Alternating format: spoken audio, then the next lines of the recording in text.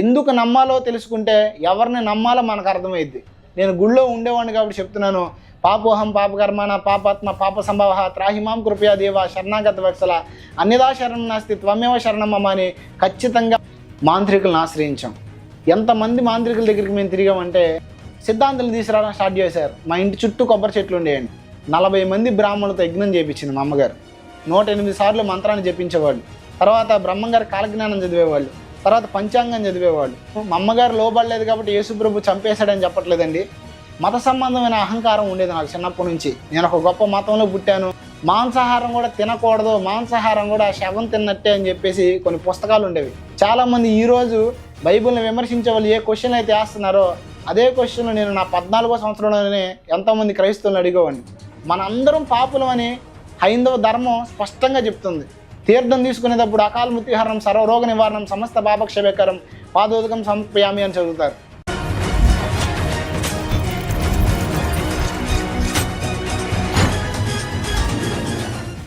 ప్రభువును ఒకే ఒక్క నిజరక్షకుడైన యేసుక్రీస్తు నామములో ఈ సాక్ష్యాన్ని వీక్షిస్తున్న ప్రతి ఒక్కరు కూడా నా ప్రేమపూర్వక హృదయపూర్వక ధన్యవాదం తెలియజేసుకుంటున్నాను. దేవుని కృపలో ఈ సాక్ష్యాన్ని పంచుకోవడానికి దేవుడు ఇచ్చిన మహాకృపను బట్టి ఎంతగానో సంతోషపడుతున్నాను. బ్రదర్ జోషి గారిని కలవడం కూడా ఎంతో సంతోషం. నా సాక్ష్యంలోకి వెళ్తే మేము పుట్టుక నుంచి కూడా యేసుప్రభుని ఎరిగిన వారం కాదు. రెండో విషయం ఏంటంటే మా ఫ్యామిలీలో మా తరంలో కానీ మాకు ముందు కానీ ఎవరు కూడా యేసుప్రభుని అంగీకరించిన వ్యక్తులే లేరు. అయితే ఇలా ఉన్న మా జీవితంలో మేము యేసుప్రభుని తెలుసుకోవడానికి చాలా ప్రాముఖ్యమైన కారణాలు ఉన్నాయి. ఆ కారణాలని దేవుని కృపలో ఈరోజు మీకు తెలియజేయడానికి దేవుడు నాకు ఈ సహాయం చూపారు. అయితే మేము యేసుప్రభుని ఎరగక ముందు మా పరిస్థితులు ఎలా ఉన్నాయి, యేసుప్రభుని నమ్ముకోవడానికి ముందుగా మా జీవితాలు ఎలా ఉన్నాయి అనే దాన్ని కొంచెం పరిశీలనగా చేస్తే, యేసుప్రభుని నమ్ముకోవడానికి ముందు మా ఫ్యామిలీ లైఫ్లో చాలా ఫైనాన్షియల్ స్టేటస్లో కానీ అన్ని విధాల్లో చాలా బాగున్నాం. మంచి ఉన్నతమైన స్థితిలో మేము ఉన్నాం. ఈ ఉన్నతమైన స్థితిలో మేము ఉన్నప్పుడు వడ్డీలకు కూడా చాలా డబ్బులు పంచుతూ ఉండేవాళ్ళం. సుమారుగా 2013 ఆ టైంలో వడ్డీలకి డబ్బులు తిప్పడం, తర్వాత ఇల్లు కట్టుకుందామనే ప్లాన్తో ఇంచుమించు చాలా లక్షలు పోగు చేయడం జరిగింది. ఇలా ఉన్న సిచ్యువేషన్లో ఫ్యామిలీ అంతా కలిసి కొంత అమౌంట్ కూడబెట్టుకుని తిరుపతి వెళ్ళి వచ్చిన తర్వాత ఇల్లు ప్లాన్ చేద్దాం అని ఏదో అనుకుని మేమందరం కూడా తిరుపతి వెళ్ళడం జరిగింది. అయితే ఫ్యామిలీ అంతా కూడా తిరుపతి వెళ్ళి పుణ్యక్షేత్రం అని దర్శించుకున్న సమయంలో సడన్గా అంతవరకు మా ఫ్యామిలీ ఎలా ఉండేదంటే చక్కగా చాలా సంతోషంగా ఏ గొడవలు లేకుండా చాలా ప్రశాంతంగా ఉండేది. అయితే సడన్గా మా అమ్మమ్మ ప్రవర్తనలో ఒక విధమైన మార్పుని మేము గమనించాం. ఆ మార్పులో ఆవిడలో ఒక కొత్త పర్సన్ మేము చూసినట్టు అనిపించింది. అంటే ఆవిడంతటికి ఆవిడే గొడవ పెట్టుకోవడం, ఆవిడంతటికి ఆవిడే అరిసేయడం, కేకలు పెట్టడం ఇలా జరిగిందనమాట. అయితే అప్పుడు మా చిన్నమ్మగారు ఇలా అన్నారు, ఏంటి నీ ప్రవర్తనలో ఇంత మార్పు కనబడుతుంది, నీకన్నా దెయ్యం పట్టిందా అని అందనమాట. అంటే ఎప్పుడూ ప్రవర్తించిన ప్రవర్తన కొంచెం వింతగా ఉండేసరికి ఆవిడ ఆ మాట అంది. సరే, ఆ ప్రవర్తన అంతా కూడా చాలా విపరీతంగా కోపంగా మా తాత మీద అరవడం, మా మీద అరవడం, విపరీతంగా ఒక మెంటల్ కండిషన్ వచ్చిన పేషెంట్ ఎలా ఉంటాడో అలా అయిపోయింది అనమాట సడన్గా. అయితే ఇలా ఉన్న సిచ్యువేషన్లో ఏం జరిగిందో మాకు అర్థం కాలేదు. ఇక ఎవరు ఆమెను కనిపించకుండా అంతా తిరుపతి అంతా చూసుకున్నాం, తర్వాత అన్ని ప్రాంతాలు తిరిగాం, అంతా బాగానే ఉంది. బాగానే ఉండి కాళహస్తి వెళ్ళాం. అక్కడ నుంచి మరలా తిరిగి మా ఊరు వచ్చేసాం. అయితే మా ఊరు వచ్చేసిన తర్వాత మా ఇల్లు పూరిల్లండి, మాకు చుట్టూ పారి కూడా చిన్నది ఉంటుంది. అయితే ఒక చిన్న విచిత్రమైన మార్పులు మా ఇంట్లో చిన్నవి కనపడినాయి. ఆ మార్పులు ఏంటంటే, మా ఇంట్లో పారా పొలుగు మేము వెళ్ళేటప్పుడు వంటగదిలో పెట్టి, వంటగది అంటే జస్ట్ మామూలుగా 2 గోడలు ఉంటాయి ఎంతండి, దానికి తలుపే ఉండదు, ఓపెన్గా ఉంటుంది అనమాట. అది పెట్టి వెళ్తే మేము ఎప్పుడైతే తిరుపతి టూర్స్ అన్నీ తిరిగి వారం తర్వాత ఎప్పుడైతే వచ్చామో అక్కడ సడన్గా ఒక పార మాకు కనపడింది. మా ఇంట్లో పారే మా అరుగు మీద, మా ఇంటికి పనవట పక్కన సందులో అరుగులు ఉండేవి. అరుగుల మీద పార పెట్టుంది. ఆ పార ఎలా ఉందంటే, మట్టి తవ్వితే కనుక పారకి మట్టి అవుతుంది కదా, అలా ఉంది. అయితే ఆ పార చూసి ఏంటి ఇక్కడ పార ఉంది, మేము వెళ్ళేటప్పుడు కూడా మట్టితో కూడా ఏం పని చేయలేదు కదా అనుకున్నాం. సరే అనుకుని మా పనుల్లో మేము బిజీ అయిపోయి ఏమీ పట్టించుకోకుండా మా ఇష్టానుసారంగా మేము ఉన్నాం. అయితే ఇక్కడ జరిగిన విషయం ఏంటంటే, ఎప్పుడైతే తిరుపతి నుంచి మేము వచ్చామో ఆ రోజు నుంచి కూడా మా ఇంట్లో వింత వింత మార్పులు జరిగినాయి. ఆ మార్పులు ఏంటంటే, మా అమ్మమ్మ మీదకి సడన్గా ఒక దురాత్మ వచ్చేది, ఒక దెయ్యం వచ్చేది. ఆ దెయ్యం వచ్చి ఆమె ఏం చేసేదంటే జుట్టెర పోసుకుని వంటగదిలో కూర్చుని ఏడుస్తూ ఉండేది. ఒక్కొక్కసారి ఏం చేసేదంటే ఇంటి చుట్టూ తిరిగేది. ఇంటి చుట్టూ తిరిగి మిమ్మల్ని నాశనం చేస్తాను, నా నుంచి మిమ్మల్ని రక్షించేవారు ఎవరో లేరని చెప్పేసి మాట్లాడుతూ ఉండేది. సాధారణంగా అప్పుడున్న పరిస్థితుల్లో అన్ని జలము ఆ యేసు ప్రభుని ఎరగని వారము కాబట్టి మేమేం చేసామంటే మాంత్రికులను ఆశ్రయించాం. అయితే ఎంతమంది మాంత్రికుల దగ్గరికి మేము తిరిగామంటే లెక్కలేనంత మంది దగ్గరికి ఇంచుమించుగా తిరిగాం. చాలామందిని మా ఇంటికి తీసుకొచ్చిన ప్రతి వాళ్ళు మీకు చేతబడి చేశారని చెప్పేసి మా ఇంట్లో ఏదో బాగు చేయాలని చెప్పేసి వచ్చిన వాళ్ళల్లో 10,000 తీసుకెళ్ళడం స్టార్ట్ చేశారు. ఇలా స్టార్ట్ చేసి తిరిగి ఎక్కడ ఫలితం లేక ఎంతోమంది మాంత్రికుల దగ్గర తిరిగితే వచ్చేవాళ్ళు చేసేవాళ్ళు. కానీ విచిత్రం ఏంటంటే 4 రోజులు బాగానే ఉండేది. 5వ రోజు నుంచి ఎంత అయితే తగ్గిందో అంతకన్నా విపరీతంగా ఎక్కువ అవడం స్టార్ట్ అయింది. అయితే ఉదయం నుంచి సాయంత్రం వరకు కష్టపడి మా ఇంట్లో వాళ్ళందరూ వచ్చేవాళ్ళు, కానీ సాయంత్రం వచ్చేసరికి వాళ్ళకి మనశ్శాంతి ఉండేది కాదు. ఏంటి కర్మ, అసలు ఏంటి ఈ జీవితం అని ఎన్నో ప్రయత్నాలు చేస్తూ ఉండేవాళ్ళు, కానీ ఎక్కడా ఫలితం లేదు. ఏ గుడికాడ బాగు చేస్తారంటే ఆ గుడికాడ తీసుకెళ్ళేవాళ్ళు మా అమ్మమ్మని. ఏ గుడికాడ బాగుంటుంది, ఎక్కడికి వెళ్తే దెయ్యాలు పోతాయి అంటే ఎన్నో ప్రదేశాలకు తిప్పారు, కానీ ఎక్కడికి వెళ్ళినా కూడా ఫలితం లేదు. ఈ పరిస్థితి ఎలా ఉంటే మా ఇంట్లో ఎప్పుడూ కూడా రోగాలు పాలవటం, హాస్పిటల్కి వెళ్ళటం ఎప్పుడూ తెలియదు మా ఫ్యామిలీలో. అయితే సడన్గా ఒక పక్కన ఈవిడ ఎలా ఉంటే మా తాతగారికి డెంగ్యూ టైఫాయిడ్ వచ్చేసింది. ఒకసారి సడన్గా అప్పటికప్పుడు హాస్పిటల్కి తీసుకెళ్ళడం, హాస్పిటల్లో 1 వీక్ ఉండడం, ఇంచుమించు ₹1,00,000 ఖర్చు అయిపోయింది. ఇలాగా ఒకటెంబటే ఫ్యామిలీలో మేము ఇంచుమించు కొన్ని ₹1,00,000 కూడగట్టుకున్నాం. ఆ ₹1,00,000 కూడగట్టుకున్న డబ్బులన్నీ ఏమైపోయినాయి తెలీదు, మొత్తం కూడా ఐసు కరిగినట్టు కరిగిపోయింది. ఇలా ఉన్న సందర్భంలో మా అమ్మ పరిస్థితికి వస్తే మా అమ్మగారికి కూడా బ్లడ్ బ్లీడింగ్ అయిపోయేది. బైబిల్ గ్రంథంలో మనం రక్తస్రావం కలిగిన స్త్రీని చూస్తే ఆవిడ ఎంతమంది వైద్యులను ఆశ్రయించినా కూడా ఎలా స్వస్థత లేదో అలాగే మా అమ్మగారికి కూడా బ్లడ్ బ్లీడింగ్ అవడం స్టార్ట్ చేసింది. అయితే మా గురించి కొంచెం పరిచయంలోకి వెళ్తే మా అమ్మగారు ఏం పని చేసేవాళ్ళు అంటే మా ఊర్లో శివాలయం గుడి ఉందండి. ఇంచుమించుగా చాలా పురాతనమైన గుడి అది. మా ఊర్లో అదే పెద్ద గుడి. ఆ గుడిలో దాదాపుగా మా అమ్మగారు 7 సంవత్సరాల నుంచి పనిచేస్తున్నారు. 7 సంవత్సరాల నుంచి ఆ గుడిని ఓడవడం, తొడవడం, కడగడం, తర్వాత నవరాత్రులు వస్తే ఆ పాత్రలన్నీ శుభ్రం చేయడం, వాళ్ళకి కావాల్సినవన్నీ చూసుకోవడం, ఇలా మా అమ్మగారు దాదాపుగా 7 సంవత్సరాలు పనిచేశారు. మా అమ్మగారు ఇలా పనిచేస్తున్న క్రమంలోనే ఈవిడికి ఇలా రక్తస్రావం రావడం జరిగింది. ఇప్పుడు ఈ పరిస్థితులన్నీ ఎలా ఉన్నాయి, పక్కన మా అమ్మగారి పరిస్థితి ఎలా ఉంది, మా తాతగారు చూస్తే మా తాతగారు అనారోగ్యం బారిన పడిపోయారు. పరిస్థితులన్నీ కూడా చాలా వ్యతిరేకంగా తయారైనాయి. అసలు పరిస్థితుల్లో ఎక్కడ మనశ్శాంతి, నెమ్మది లేదు. అసలు చావు ఎందుకు రావట్లేదని ఆలోచించే పరిస్థితులు. ఇలాంటి పరిస్థితుల్లో చాలామంది సలహాలు ఇచ్చారు ఏంటంటే మీకు చేతబడి కాదు, ఏమీ కాదు, దెయ్యాలు కాదు, భూతాలు కాదు, వాస్తు ప్రాబ్లం ఉంది, కాబట్టి మీరేం చేయాలంటే మంచి సిద్ధాంతం నడపాలని చోట తీసుకురండి అని చెప్పారు. చాలామంది ఈరోజు క్రైస్తవుల్లో కూడా ఇలాంటి నమ్మకాలు ఉన్నాయండి. ఒక విషయం నేను అడుగుతున్నాను, సమాధానం చెప్పండి ఈ వీడియో ద్వారా. వాస్తు అనేది నిజంగా వాస్తవమైంది అయితే మన భారతదేశంలో 100% కట్టే ఇళ్లలో 99.9% ఇళ్ళు వాస్తు ప్రకారమే కట్టబడతాయి. ఒకవేళ మీరు సిద్ధాంతం తీసుకురాకపోయినా కట్టేవారు సైతము వాస్తును చూసే కడతారు. అయితే నిజంగా వాస్తులో వాస్తవం ఉంటే కష్టం రాకముందు వాస్తు నికరంగా ఉండి కష్టం వచ్చిన తర్వాత వాస్తు ఎలా మారిద్ది? మా వాళ్ళు కట్టింది సిద్ధాంతం తీసుకొచ్చి వాస్తు ప్రకారం నిపుణుని తీసుకొచ్చి కట్టారు ఇల్లు. కానీ ఎప్పుడైతే కష్టం వచ్చిందో సిద్ధాంతం వచ్చి అప్పుడు ఏమన్నాడంటే ఇది మార్చండి, అది మార్చండి అన్నాడు. అంటే వాస్తులో నిజమయంగా వాస్తవం ఉంటే అది ఎప్పుడు కూడా నిలకడగా ఉండిద్ది. వాస్తులో వాస్తవం లేదు కాబట్టి నిజంగా అది నిలకడగా లేదు. సిద్ధాంతాలు తీసుకురావడం స్టార్ట్ చేశారు. మా ఇంటి చుట్టూ కొబ్బరి చెట్లు ఉండేయండి.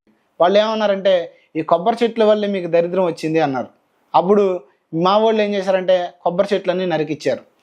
తర్వాత చాలా రకరకాలైన పనులు చెప్పారు, రకరకాలైన పనులు చేశారు, వ్రతాలు చేశారు, మా ఇంట్లో నోములు చేశారు. ఆఖరికి విచిత్రమైన విషయం ఏంటంటే 40 మంది బ్రాహ్మణులతో యజ్ఞం చేయించింది మా అమ్మగారు. నట్టింట్లో మా ఇంట్లో ఆవుని తీసుకొచ్చి యజ్ఞం చేయించింది. ఎందుకంటే దరిద్రం పోవాలని. దరిద్రం పోలేదు కాకుండా ఇంకా మేము దిగజారిపోయి ఇంకా చాలా లోతుకి వెళ్ళిపోవడం జరిగింది. ఇలా ఉన్న పరిస్థితుల్లో నేను ఇందాక చెప్పాను కదండి మీకు, మా అమ్మగారికి రక్తస్రావం తగ్గట్లేదని. అయితే హాస్పిటల్లో తీసుకెళ్తున్నాం. హోమియో మెడిసిన్ వాడింది, ఇంగ్లీష్ మెడిసిన్ వాడింది, ఆయుర్వేదం మెడిసిన్ వాడింది. ఇవన్నీ వాడినప్పటికీ కూడా ఆవిడలో ఎటువంటి ఫలితం కనిపించలేదు. కనిపించకపోగా తెనాల్లో మస్తానమ్మ హాస్పిటల్ అని ఒక హాస్పిటల్ ఉంది, లేడీస్ స్పెషలిస్ట్ అనమాట. ఆవిడ దగ్గరికి ఎప్పుడైతే తీసుకెళ్లారో అప్పుడు ఏం జరిగిందంటే ఆ మస్తానమ్మ గారు ఒకటే చెప్పింది, నువ్వు ఒక్క ట్యాబ్లెట్ వేసుకున్నా చచ్చిపోతావు, నేను నీకు కనీసం ఒక ట్యాబ్లెట్ కూడా ఇవ్వను, నువ్వు బ్రతకవు, నువ్వు ఎన్ని చోట్లకి వెళ్ళిన అనవసరం, నువ్వు చచ్చిపోవటమే, ఇక నీ జీవితంలో స్వస్థత నీకు కలగదు అని చెప్పేసి ఆవిడ ఏం చేసిందంటే పంపించేసింది, ఒక ట్యాబ్లెట్ కూడా ఇవ్వకుండా. ఇక ఆవిడ ఒకటే చెప్పింది, నువ్వు బ్రతకవు, ఆఖరి కోరికలు ఏమంటే తీర్చుకో, చూడాల్సిన వాళ్ళని చూసే అని చెప్పింది. అయితే మా అమ్మగారు ఏం చేశారంటే ఇక అందరికీ తెలిసిపోయింది ఈ విషయం, చాలా దిగులు పడుతూ వేదన పడుతూ ఇంటికాడ ఉన్నారు. ఇంటికాడ ఉండి మా అమ్మగారు చాలా చక్కగా లావుగా ఉండేవాళ్ళు, కానీ ఎప్పుడైతే ఈ రక్తస్రావం స్టార్ట్ అయిందో అప్పుడు ఆవిడ చాలా సన్నగా అయిపోయింది. చుట్టాలు వచ్చారు, బంధువులు వచ్చారు, అందరూ చూసేశారు. చూసేసి ఇక ఇప్పుడు చచ్చిపోద్ది, అయ్యో ఏంటి ఇంత చిన్న వయసులో చచ్చిపోద్ది అని చెప్పేసి అందరూ అనుకుంటున్నారు.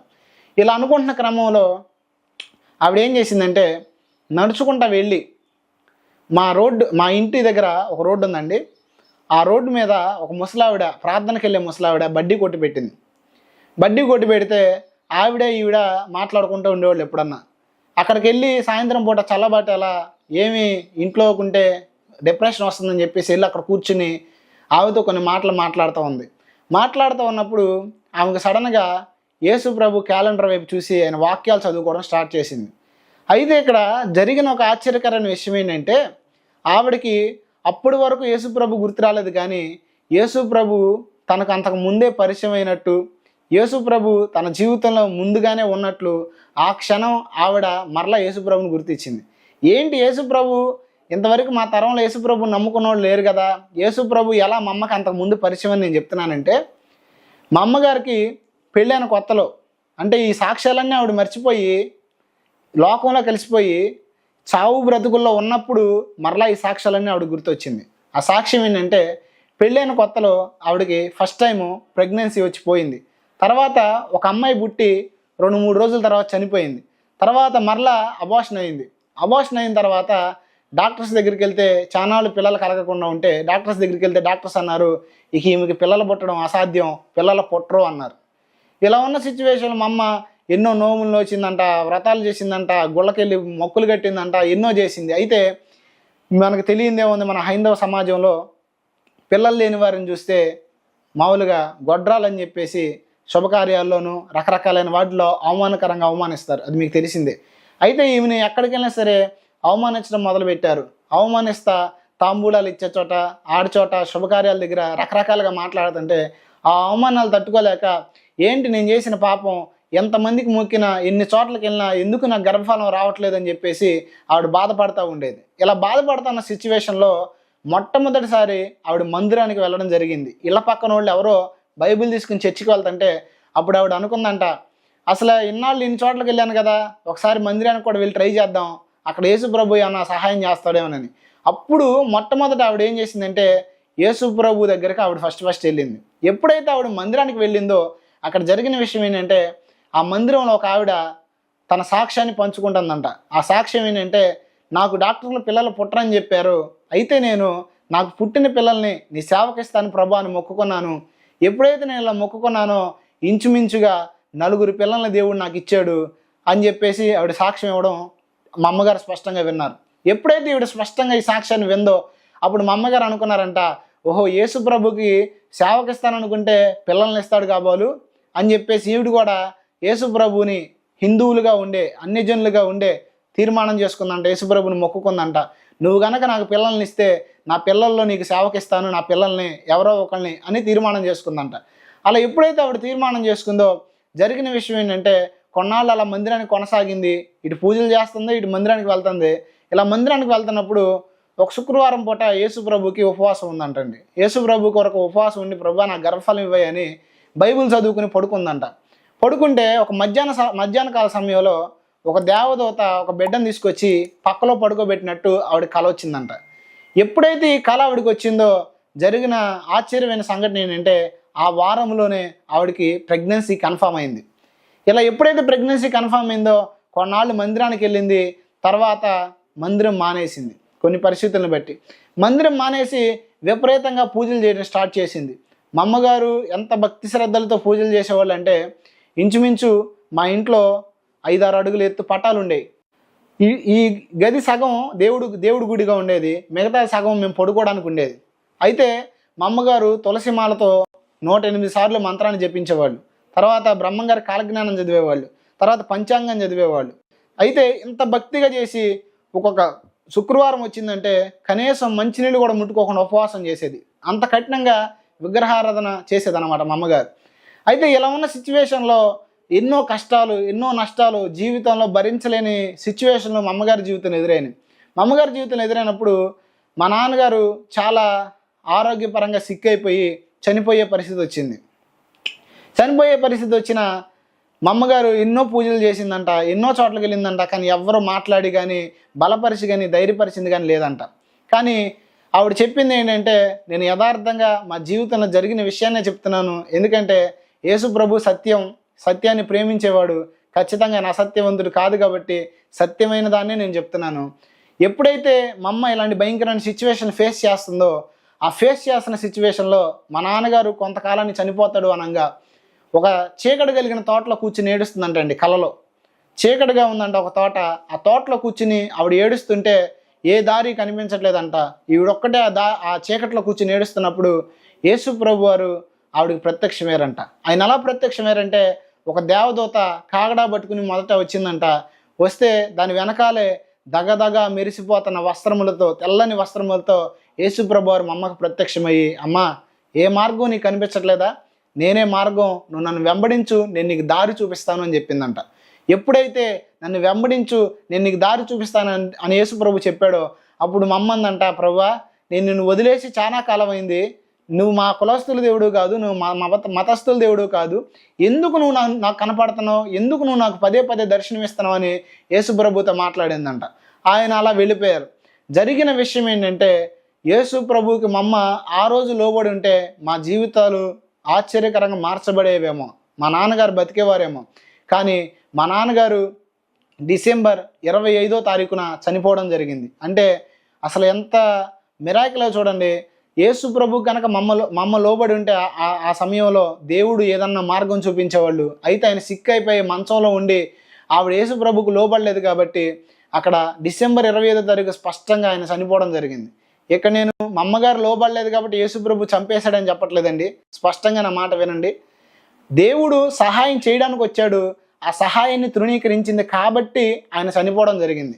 ఇది వాస్తవం ఇక్కడ. అయితే ఇలా ఉన్న సిచ్యువేషన్లో మా నాన్నగారు చనిపోయిన తర్వాత ఇంకా చాలా దారుణంగా మా పరిస్థితి మారిపోయింది. కనీసం చారదీసేవాళ్ళు లేరు, ఒక ముద్ద పెట్టేవాళ్ళు లేరు. ఇటువైపు చూస్తే మా నాన్నగారి తరపు నుంచి ఎవరు వచ్చి ఆదరించిన వారు లేరు. నేను ఎవరిని తప్పు పట్టట్లేదు, కానీ ఎవరి బిజీలో వాళ్ళు ఉంటారు, ఎవరి జీవితాలు వాళ్ళు ఉంటారు. వాళ్ళు రాలేదు చేయలేదని నేను చెప్పట్లేదు, కానీ ఎవరి ఆదరణ దొరకలేదని మాత్రమే చెప్తున్నాను. ఇలా ఉన్న సిచ్యువేషన్లో మా తాతగారు వాళ్ళు మమ్మల్ని పెంచడం జరిగింది తీసుకువెళ్ళి. ఇప్పుడు మా ఫ్యామిలీ పరిస్థితిలో ఇలా ఉన్న కండిషన్లో ఎప్పుడైతే ఈ చేతబడి చేశారు, ఎప్పుడైతే మా అమ్మ మీద గల దురాత్మ వస్తుందో, ఇంట్లో సిచ్యువేషన్లు అన్నీ బ్యాడ్గా ఉన్నాయో, మా అమ్మ చనిపోయే సిచ్యువేషన్ ఎప్పుడైతే ఎదురైందో ఆ సిచ్యువేషన్లో మా అమ్మకి యేసు ప్రభు చేసిన మేలులన్నీ జ్ఞాపకం వచ్చినాయి అంట. ఈరోజు మనకు కూడా చాలాసార్లు చావు దగ్గరకు వస్తే కానీ దేవుడు చేసిన మేలు గుర్తురావు. డబ్బన్నా పోవాలి, జబ్బన్నా రావాలి, దేవుడు గుర్తు రావాలంటే ఒక సామెత ఉంది. ఖచ్చితంగా ఆవిడ కూడా లాస్ట్ సిచ్యువేషన్లో యేసు ప్రభు గుర్తొచ్చాడు. ఎప్పుడైతే యేసు ప్రభు జ్ఞాపకం వచ్చాడో అప్పుడు ఆవిడ మనసులో ఒక తీర్మానం చేసుకుందంట. ఆనాడు నాకు బిడ్డలు లేరు, వాళ్ళు పుట్టరు అని డాక్టర్లు ఖండితంగా చెప్పినప్పుడు నువ్వు నాకు బిడ్డలు ఇచ్చావు కదా, ఈరోజు నేను చచ్చిపోతాను బతకను అని డాక్టర్లు చెప్తున్నారు. అయితే నువ్వు సర్వము చేయగలిగిన దేవుడివి, నేను నమ్ముతున్నాను. అప్పుడు అసాధ్యం అన్నది అప్పుడు సాధ్యం చేసావు కదా, ఇప్పుడు అసాధ్యం అంటున్నారు, నన్ను బ్రతికించు. నువ్వు గనక నన్ను బ్రతికిస్తే నా జీవితానికి నీకు అంకితం చేస్తా, ఆ గుళ్ళో పని మానేస్తాను, సమస్తాన్ని విడిచిపెడతాను, నా ఫ్యామిలీ ఏమన్నా నా సమాజం ఏమన్నా నేను నిన్నే మొక్కుతాను ప్రభు అని తీర్మానం చేసుకుందో హృదయపూర్వకంగా. ఎప్పుడైతే ఆమె అలా తీర్మానం చేసుకుందో చాలామంది క్రైస్తవులే కానీ విశ్వాసం లేని వారు కూడా నేడు క్రైస్తవ సమాజంలో ఉన్నారు. దేవుడు ఖచ్చితంగా ఆల్ఫా ఒమేగా, ఆయన నిన్న నేడు నిరంతరం ఏకరీతిగా ఉన్నాడు. బైబిల్లోనే మాత్రమే కాదు కానీ నేటికి కూడా సజీవంగా ఉండి ఆయన అద్భుతాలు చేయగలిగిన సమర్థుడు. ఈ విషయాన్ని గ్రహిస్తే ఖచ్చితంగా అందరి జీవితాల్లో దేవుడి కార్యాలు దేవుడు ఖచ్చితంగా చేస్తాడు. అయితే క్రైస్తవులు చాలామంది అన్నారు, ఇప్పుడు దేవుడిని నమ్ముకుంటేనో ఇప్పుడు దేవుడిని మొక్కితేనో జరిగిద్దా, ఇప్పుడు ఏం జరగదో, నువ్వు ఆఖరి టైంలో ఉన్నావని చాలామంది మమ్మల్ని అనడం జరిగింది. కానీ ఆశ్చర్యకరమైన విషయం ఏంటంటే ఎప్పుడైతే ఆవిడ అలా తీర్మానం చేసుకుందో ఆ రోజు నుంచి ఆవిడ ఆరోగ్య పరిస్థితుల్లో మార్పు రావడం ఆమె గమనించింది. ఆశ్చర్యం ఏంటంటే ఆ రక్తస్రావం నెమ్మదిగా ఆగిపోవడం స్టార్ట్ చేసింది. ఎప్పుడైతే దేవుని కార్యం ఆవిడ తన జీవితంలో జరిగిందో, ఎప్పుడైతే అనుభవించిందో, ఆవిడ చేసిన పని ఏంటంటే మొత్తం విడిచిపెట్టేసి మందిరానికి వెళ్ళిపోయిందనమాట. ఎప్పుడైతే మందిరానికి వెళ్ళిందో మా ఇంట్లో వాళ్ళందరూ తిట్టడం స్టార్ట్ చేశారు. మా తాత తిట్టడం స్టార్ట్ చేశాడు. మన కులం ఏంటి, మన మతం ఏంటి, మనం అనుసరించేది ఏంటి, నువ్వు మన కులాన్ని విడిచిపెట్టి మన మతం కాని దేవుడిని ఆరాధిస్తావా, తక్కువ జాతి వాళ్ళ దేవుడిని ఆరాధిస్తావని రకరకాలుగా మాట్లాడటం జరిగింది. అయినా సరే మీరు ఎంతమంది నిన్న అనండి, నేను చావు బ్రతుకుల్లో ఉంటే, నేను చచ్చే పొజిషన్లో ఉంటే ఆదుకొని నా మతం, ఆదుకొని నా కుల సంబంధమైన వ్యక్తులు ఖచ్చితంగా నాకు ఉపయోగం లేదు. ఖచ్చితంగా నేను చావు బ్రతుకుల్లో ఉంటే నా దేవుడు నన్ను దర్శించి నాకు నూతనమైన జీవాన్ని ఇచ్చాడని ఆవిడ విశ్వాసంతో చెప్పి మందిరానికి వెళ్ళడం జరిగింది. అద్భుతం ఏంటంటే ఎప్పుడు ఆమె యేసుప్రభుని విశ్వసించిందో అప్పుడు ఆవిడ ఆరోగ్య పరిస్థితులు టోటల్గా మారిపోయినాయి. తర్వాత ఆవిడ ఒక హాస్పిటల్కి వెళ్ళడం జరిగింది. తర్వాత బలానికి మెడిసిన్ వాడుకుంది గుంటూరులో. ఇలా ఆవిడ ఆరోగ్యం పూర్తిగా నయమైపోయింది దేవుని కృపలో. ఈ సిచ్యువేషన్ ఎలా ఉంటే నా సాక్ష్యంలో వస్తే, నాకు చిన్నప్పటి నుంచి కూడా మా అమ్మగారు నేర్పిన భక్తి ఏంటంటే ఉదయాన్నే 5 గంటలకు లెగవడం, తలస్నానం చేయడం, తర్వాత మంచిగా అక్కడున్న ప్రతి పటానికి పూలు కోసుకొచ్చి పెట్టడం, పూజ చేయడం. పూజ చేయకుండా బయటకు వచ్చే విషయమే లేదు. ఖచ్చితంగా పూజ చేసే మా ఇంట్లో నుంచి బయటకు వచ్చేవాడు నేను.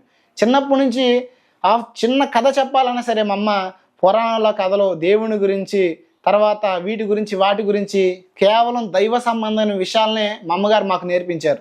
ఇంకో విషయంగా చెప్పాలంటే నాకు అంటూ తెలిసింది ఏదైనా ఉందంటే 2 నాకు తెలుసు. 1 గుడి, 2 బడి. ఖాళీగా ఉంటే గుడిలో ఉండడం, తర్వాత చదువుకునే సమయంలో బడికి వెళ్ళటం, ఈ 2 నాకు మా అమ్మగారు చిన్నప్పటి నుంచి నేర్పించారు. స్నేహాలు చేయడం కానీ, సహవాసాలు చేయడం కానీ ఇప్పటికీ లేవు, అప్పుడు లేవు. అయితే భక్తి అనేది ఈరోజు చాలామంది జీవితాలు ఎలా ఉంటుందంటే అజ్ఞానంతో కూడి ఉంటుందన్నమాట. కానీ నేను అజ్ఞానంతో ఎప్పుడు భక్తి చేసేవాడిని కాదు. ప్రతిదీ కూడా ఎందుకు చేయాలి, దీన్ని చేయడం వల్ల ఫలితం ఏంటి అనే ఆలోచనతో చిన్నప్పటి నుంచి కూడా నేను భక్తి చేసేవాడిని.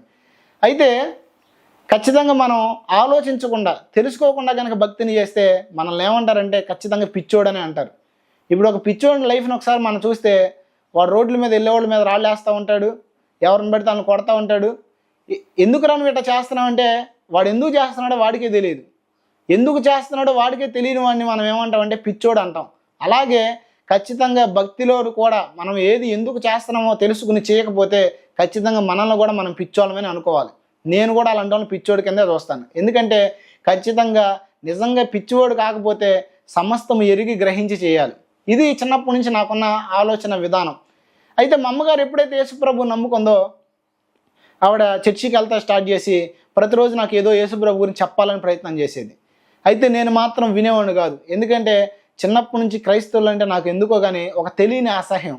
రెండోది మత సంబంధమైన అహంకారం ఉండేది నాకు చిన్నప్పటి నుంచి. నేను ఒక గొప్ప మతంలో పుట్టాను, చాలా గొప్ప విషయాలను అనుసరిస్తున్నాను. ఎందుకంటే మా ఇంట్లో చేసిన భక్తి ఎలాంటి భక్తి చేసేవాళ్ళం అంటే బ్రాహ్మణులతో సమానంగా చేసేవాళ్ళం. మాంసాహారం తినేవాళ్ళం కాదు. ఎప్పుడూ కూడా మా ఇంట్లో పప్పు, నెయ్యి ఇవే వాడేది మా అమ్మ.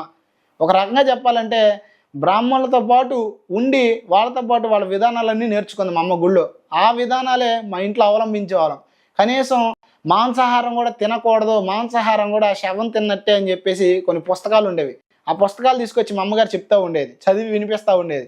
అలా మేము మాంసాహారం కూడా తినేవాళ్ళం కాదు. అయితే ఇంత భక్తి మేము చేస్తున్నప్పుడు మా అమ్మగారు యేసుప్రభుని నమ్ముకోవడం అసలు నాకు నచ్చలేదు.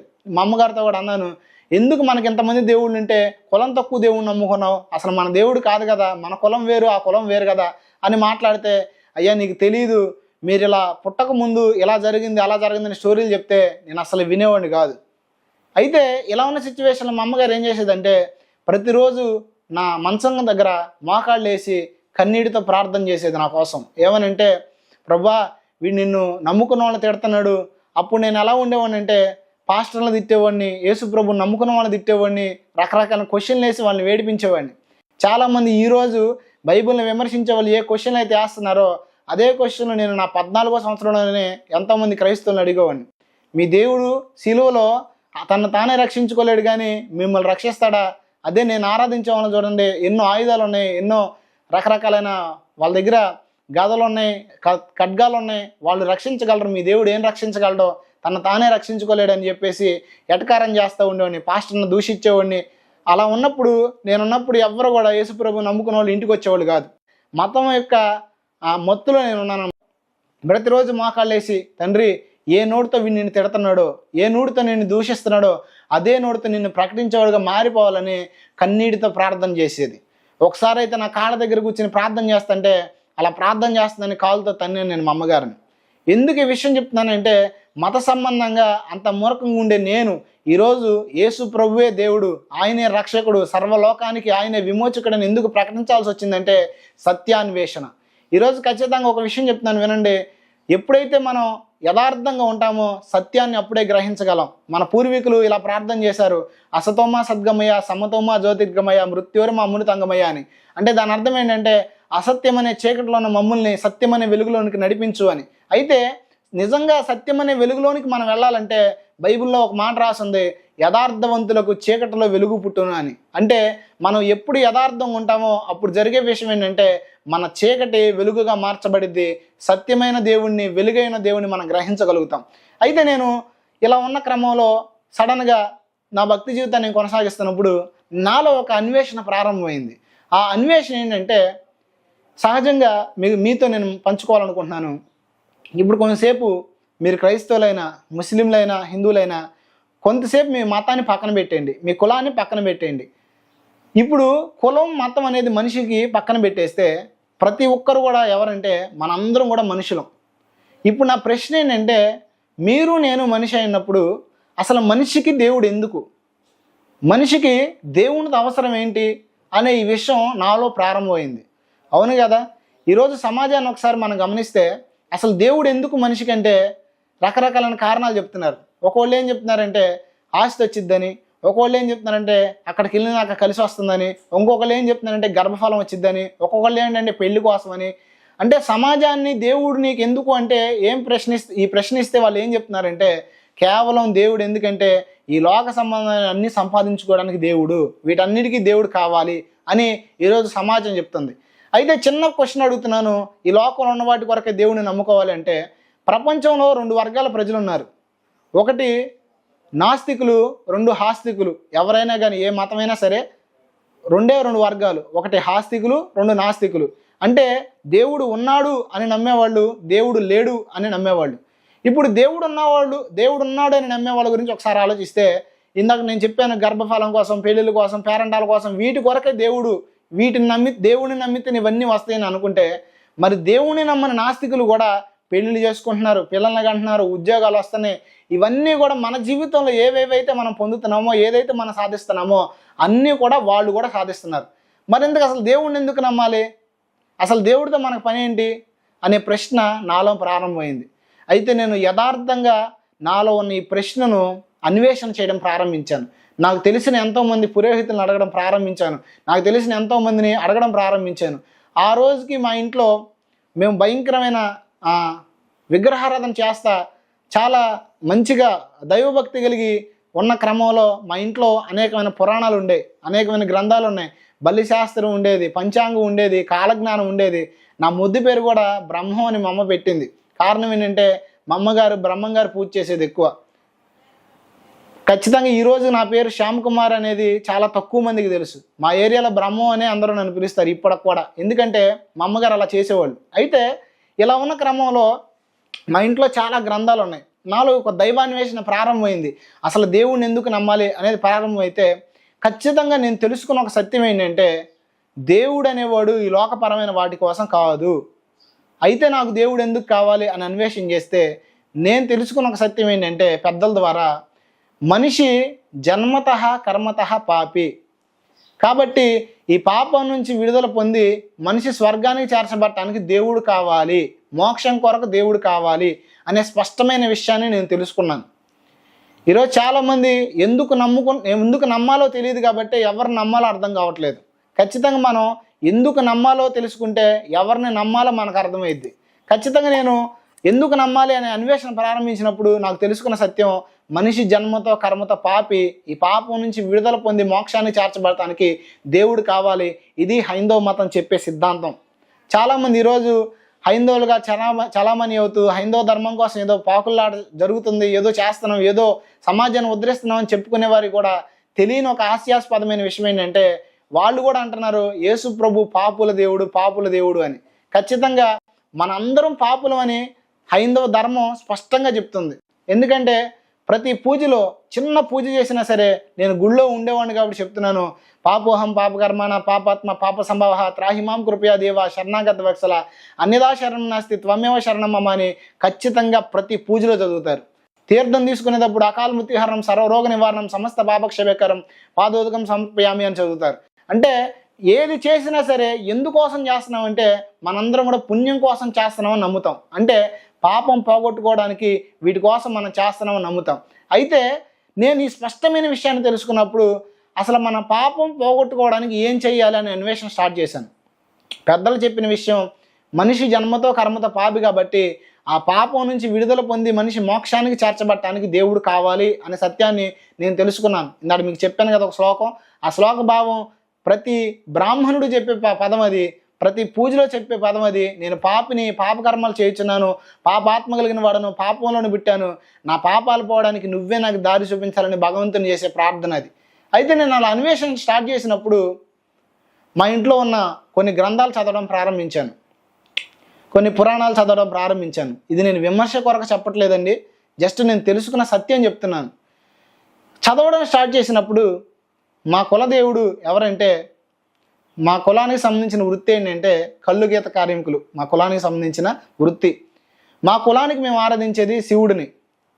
అయితే ఇప్పుడు ఈ శివపురాణం అనేది నేను చదవటం ప్రారంభించినప్పుడు, శివుడికి సంబంధించిన కొన్ని గ్రంథాలు చదవడం ప్రారంభించినప్పుడు నాకు ఆశ్చర్యకరమైన కొన్ని విషయాలు, స్టన్ అయిపోయి కొన్ని విషయాలు ఎదురవడం ప్రారంభమైనవి. ఏంటంటే ఒక మనిషిగా కూడా ఉండకూడని లక్షణాలు నేను ఆరాధించి ఒక దేవునిలో చూశాను. వాటిని నేను వివరించడానికి ఇష్టపడతలేదు. మీలో ఎవరన్నా శివలింగం చరిత్ర అని యూట్యూబ్లో కొడితే, శివలింగం యొక్క ఆవిర్భావం అని యూట్యూబ్లో కొట్టినా నేను చెప్పవసరం లేదండి, హైందవ ధర్మ సంబంధిత పండితులే చెప్తారు. అయితే ఇలాగా ఎప్పుడైతే నేను చదవడం ప్రారంభించానో నాకు ఒళ్ళు గగ్గుర్లు పురిచే కొన్ని విషయాలు దాంట్లో నేను చూశాను. చూసినప్పుడు నాకు అనిపించింది, ఒక మనిషిని మనం మంచోడు అని అనాలంటేనే, ఒక మనిషి దేవుడు లాంటోడు అనాలంటేనే ఏ లోపం లేకుండా మంచిగా అనేకులకు ఉపయోగకరంగా ఉండే వ్యక్తిని కదా మనం దేవుడు లాంటోడు అంటాం. కానీ ఈయన జీవితాన్ని చూస్తే హరిషడ్ వర్గాలైన కామానికి, క్రోధానికి, లోభానికి, మదం మత్సరాలకి చాలా లోనైపోయినట్లు నాకు కనిపించింది. లోనైనట్లు నాకు కనిపించడం కాదు, ఎగ్జాక్ట్గా లైఫ్ అలాగే ఉంది.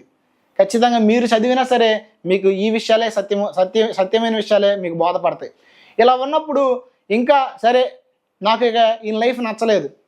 ఈ లైఫ్ నచ్చకపోగా ఇంకా కొందరు జీవితాలు చదవడం ప్రారంభించాను. ఇంకా కొందరు జీవితాలు చదవడం ప్రారంభిస్తే వారి జీవితంలో మనుషుల్లో ఉండకూడని లక్షణాలు, మనుషులుగా మనం పిలుచుకునే వారిలో సైతము లేని లక్షణాలు అనేకమైన నేను చూశాను. అలా ఎప్పుడైతే నేను చూశానో అక్కడ జరిగిన విషయం ఏంటంటే, ఇక నాకు దేవీ దేవతల మీద మనసు చెదిరిపోయింది.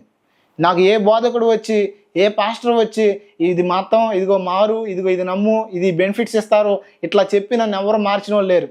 ఖచ్చితంగా ఇలా ఎప్పుడైతే నేను అన్వేషణ చేశానో నాకు ఈ అన్వేషణలో అసలు దేవుడే లేడు అని అనిపించింది. ఎందుకు అనిపించిందంటే, ఇంతకాలం నేను వీళ్ళు నాకు మార్గదర్శకులు, వీళ్ళు నాకు దేవుళ్ళు, వీళ్ళు నా ఆరాధ్య దైవాలని నేను భావించిన వారు సైతము పాపంలో బ్రతుకుతుంటే వీరు నన్ను ఎలా పాపం నుంచి విడిపించగలరు అనే ఒక ఆలోచన నాలో వచ్చి, ఇక దేవుడు లేడు, ఏమి లేడు, ఎంత ట్రాష్, ఇదంతా కల్పితం అని చెప్పేసి దేవుణ్ణే వదిలేసి తిరగడం ప్రారంభించాను.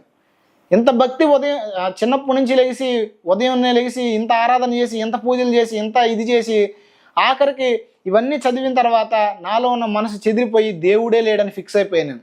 దేవుడే లేడని ఫిక్స్ అయిపోయి గుడికి వెళ్ళడం కూడా చానాళ్ళు మానేశాను. ఇంచుమించు ఒక 4 రోజులు గుడికి వెళ్ళడం మానేశాను.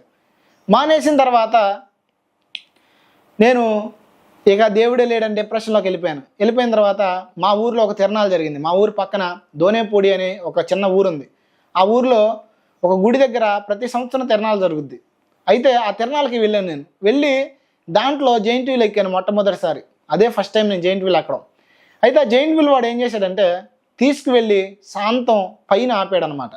పైన ఆపితే ఆ జైంట్ వీల్లో నుంచి ఊరంతా కనిపిస్తుంది నాకు. అప్పుడు నా మనసులో ఇలా ఆలోచన వస్తుంది. ఆలోచన ఏంటంటే, అరే ఇంత ఆ, ఇంత ఊరు, ఇన్ని కట్టడాలు, ఇన్ని లైట్లు, ఇంత చక్కగా రోడ్లు ఇవన్నీ ఉన్నాయంటే వీటిని చేసిన వాళ్ళు, వీటిని పెట్టిన వాళ్ళు, ఇంత క్రమంగా నడిపించే వాళ్ళు ఉన్నారు. అలాగే ఇంత సృష్టి ప్రకృతి ఇంత చక్కగా క్రమంగా వెళుతుందంటే, ఇంతమంది జనాలు సృష్టించబడ్డారంటే ఖచ్చితంగా సృష్టించిన వాడు కూడా ఉన్నాడు, దేవుడు లేడు అనుకోవడం అజ్ఞానం అని నా హృదయంలోకి వచ్చింది. అవును కదా, నిజమే కదా, ఇంతమంది ఉన్నారంటే, ఇంత క్రమంగా జరుగుతుందంటే దేవుడు లేడు అనుకోవడం అజ్ఞానమే కదా అని అనిపించి, అప్పుడు నేను అసలు ఆ దేవుడు ఎవరు అని కనుక్కోవాలి అని అనుకున్నాను. కనుక్కోవాలనుకుంటే అప్పటికి నేను ఎన్నో చదివి ఆలోచన చేసి ఉన్నాను. ఆలోచన చేసి వీరెవరో కాదు అని నా మనసు చెప్పి మరలా అనిపిస్తుంది దేవుడు లేడు అని. అయితే నాకు చిన్నప్పటి నుంచి మా అమ్మ చెప్పిన కొన్ని కథలు గుర్తొచ్చినాయి. ఆ కథల్లో ఎవరైతే ఋషులు ఉన్నారో వారు ఏకాంతంగా వెళ్ళిపోయి ఆ ఋషులు తపస్సు చేశారు. తపస్సు చేసినప్పుడు వారు దైవ సాక్షాత్కారాన్ని పొందుకున్నారు. అంటే దేవుడు వారికి దర్శనం ఇచ్చాడు, దేవుడు కనపడ్డాడని చిన్నప్పుడు మా అమ్మ కథలో చెప్పింది.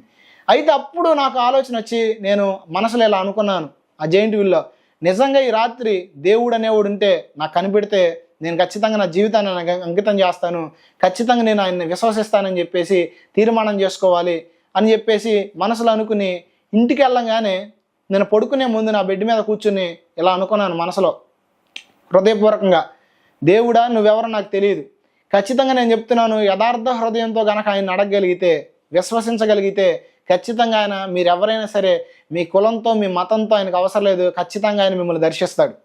నేను నా జీవితంలో యథార్థంగా సత్యాన్ని గ్రహించడానికి ఒక మార్గదర్శకమైన ఆలోచన ఇది. కాబట్టి నేను నా జీవితంలో అనుభవించే విషయాన్ని నేను చెప్తున్నాను. చూడండి, ఎప్పుడైతే నాకు ఇలా అనిపించిందో అప్పుడు బెడ్ మీద కూర్చుని ఇలా ప్రార్థన చేశాను, దేవుడా నువ్వెవరో నాకు తెలియదు, ఏ పేరును నేను ఉచ్చరించలా, నువ్వెవరో నాకు తెలియదు, కానీ నువ్వెవరో నాకు కనపడాలి. ఈరోజు కనుక నువ్వు నాకు కనపడకపోతే రేపు ఉదయాన్నే వచ్చి నేనే దేవుణ్ణి అని చెప్పినా సరే నేను నిన్ను ఖచ్చితంగా నమ్మను.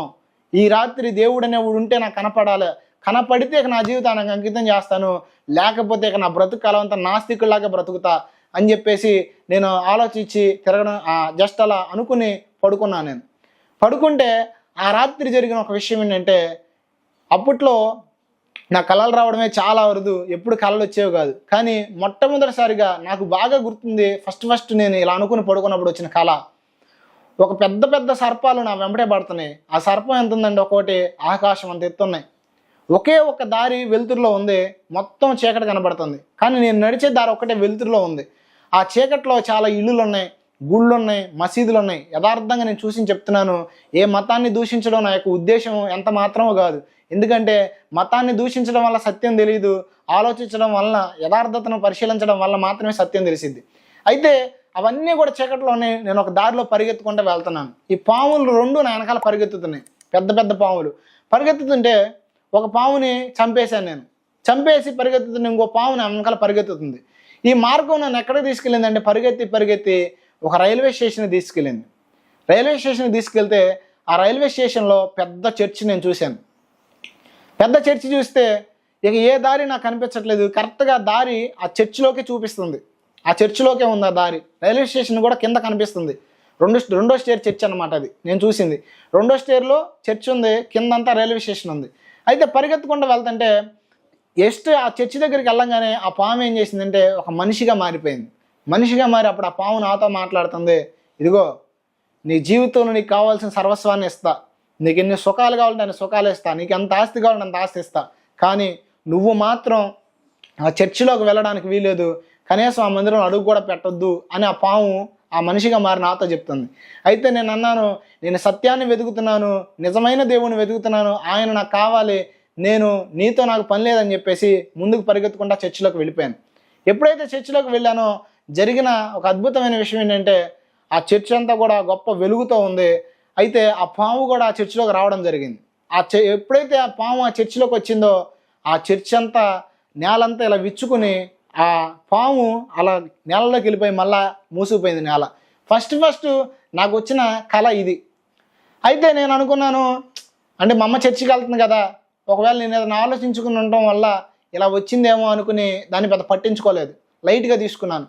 రెండో రోజు ఇక దేవుడు ఉన్నాడా అసలు లేడా, ఉంటే రాత్రి కనపడమన్నాను కదా, ఎందుకు కనపడలేదు, ఓకే చర్చ్ వచ్చింది, చర్చ్ ఎందుకు కనపడింది, అయినా నేను దేవుడిని కదా కనపడమని అందే, చర్చ్ ఎందుకు కనపడింది అని ఇలా అనుకుంటున్నాను మనసులో. రెండవ రోజు రాత్రి కల్లో డైరెక్ట్గా యేసు ప్రభు వారు నాకు ప్రత్యక్షమయ్యారు. ఒక తెల్లటి అంగీ వేసుకున్న ఒక వ్యక్తి, నాకు మొహం కనిపించట్లేదు, ఇదంతా ఒక వెలుగుతో ఉందన్నమాట. ఆయన నాకు ప్రత్యక్షమయ్యి ఆయన నాతో చెప్తున్నాడు, నిన్ను పుట్టించిన వాడని నేనే, నా సేవ కొరకు నిన్ను నియమించాను, నిన్ను పుట్టించాను, నా సేవ చేయాలి అని ఆయన నాతో మాట్లాడుతున్నాడు. అప్పుడు నేను అంటున్నాను ఆయనతో, అసలు నువ్వెవరో నాకు తెలియదు, నన్ను నువ్వు పుట్టించడం ఏంటి, నేను నీ సేవ చేయడం ఏంటి అని అంటే, నేను యేసును అని, నువ్వు వెతుకుతున్న యేసును అని ఆయన స్పష్టంగా నాతో మాట్లాడితే నేను నమ్మలేదు. నువ్వు మా కులస్తుల దేవుడు కాదు, నువ్వు మా మతానికి సంబంధించిన దేవుడు కాదు, నువ్వు నన్ను పుట్టించడం ఏంటని నేను ఆయనతో రివర్స్గా అలా మాట్లాడాను. అలా మాట్లాడితే ఆయన నేనే దేవుణ్ణి, నీకు ఇదిగో కొన్ని నిరూపణలు ఇస్తున్నానని చెప్పేసి ఆయన ఏం చేశాడంటే, రేపు జరగబోయే విషయాలు ఈరోజు రాత్రి నాకు చూపించాడు. ఇదిగో రేపు నీకు ఇలా జరగబోతుంది, మీ ఫ్యామిలీలో ఇలా జరగబోతుందని చెప్పేసి కొన్ని విషయాలను చూపించాడు. చిన్న చిన్న విషయాలే. ఆశ్చర్యం ఏంటంటే నాకు అవి తెల్లారి లేకుండానే గుర్తుండేవి. ఆ రోజు చూస్తే ఎగ్జాక్ట్గా కళలో నేను ఏదైతే చూశానో అదే జరిగేది. తర్వాత ఒక్కరోజు కాదు, ఇంచుమించుగా నేను మారు మనసు పొందే అంతవరకు కూడా దేవుడు నన్ను అలా ప్రతిరోజు దర్శిస్తానే వచ్చాడు. సైన్స్ ఏం చెప్తుందంటే, ఒకసారి మనం చూడని మనుషుల్ని కళలో చూడడం అసాధ్యం అని చెబుతుంది. కళ కూడా ఎలా ప్లే అయిద్దంటే సైన్స్ ప్రకారం, మనం చూసిన వ్యక్తులే మన కళలో కనపడతారని సైన్స్ చెప్తుంది. కానీ సైన్స్ కన్నా అతీతమైన వాడు మన దేవుడు. కాబట్టి ఆయన ఏదైనా మనకు చూపించగలడు, ఏదైనా చేయగలడు. అయితే దేవుడు ఇలా దర్శిస్తున్నప్పటికీ కూడా నేను యేసు ప్రభుని నిర్లక్ష్యం చేసేవాడిని, పట్టించుకునేవాడిని కాదు, చర్చికి వెళ్ళేవాడిని కాదు. ఇలా దేవుడు మాట్లాడుతున్నప్పుడు మొట్టమొదటిసారి నాకు అనిపించింది, ఒకసారి ఎందుకు ఈయన నాతో మాట్లాడుతున్నాడు, పదే ఎందుకు నన్ను దర్శిస్తున్నాడు, పద్దాక నా దగ్గరికి ఎందుకు వస్తున్నాడు ఈయన అని, అసలు ఈయన ఎవరో, ఈయన చరిత్ర ఏంటి అని తెలుసుకోవాలనిపించింది. యథార్థ హృదయంతో చెప్తున్నాను. అప్పటికి ముందు యేసు ప్రభు అంటే ఎవరో తెలియదు, అంటే యేసు ప్రభు అనే పేరు విన్నాను, ఆయన క్రైస్తవుల దేవుడు అని మాత్రం అదొక్కటే తెలుసు. రెండోది ఆయన తెల్లవాళ్ళ దేవుడు అని అనుకునేవాళ్ళు, అలా మాత్రమే తెలుసు తప్ప యేసు ప్రభు అంటే ఎవరో కూడా నాకు తెలియదు. అయితే ఈయన నన్ను దర్శిస్తుంటే, సరే ఈయన ఎవరు, అసలు ఈయన చరిత్ర ఏంటి తెలుసుకుందామని మొట్టమొదటిసారి చర్చికి వెళ్ళాను నేను.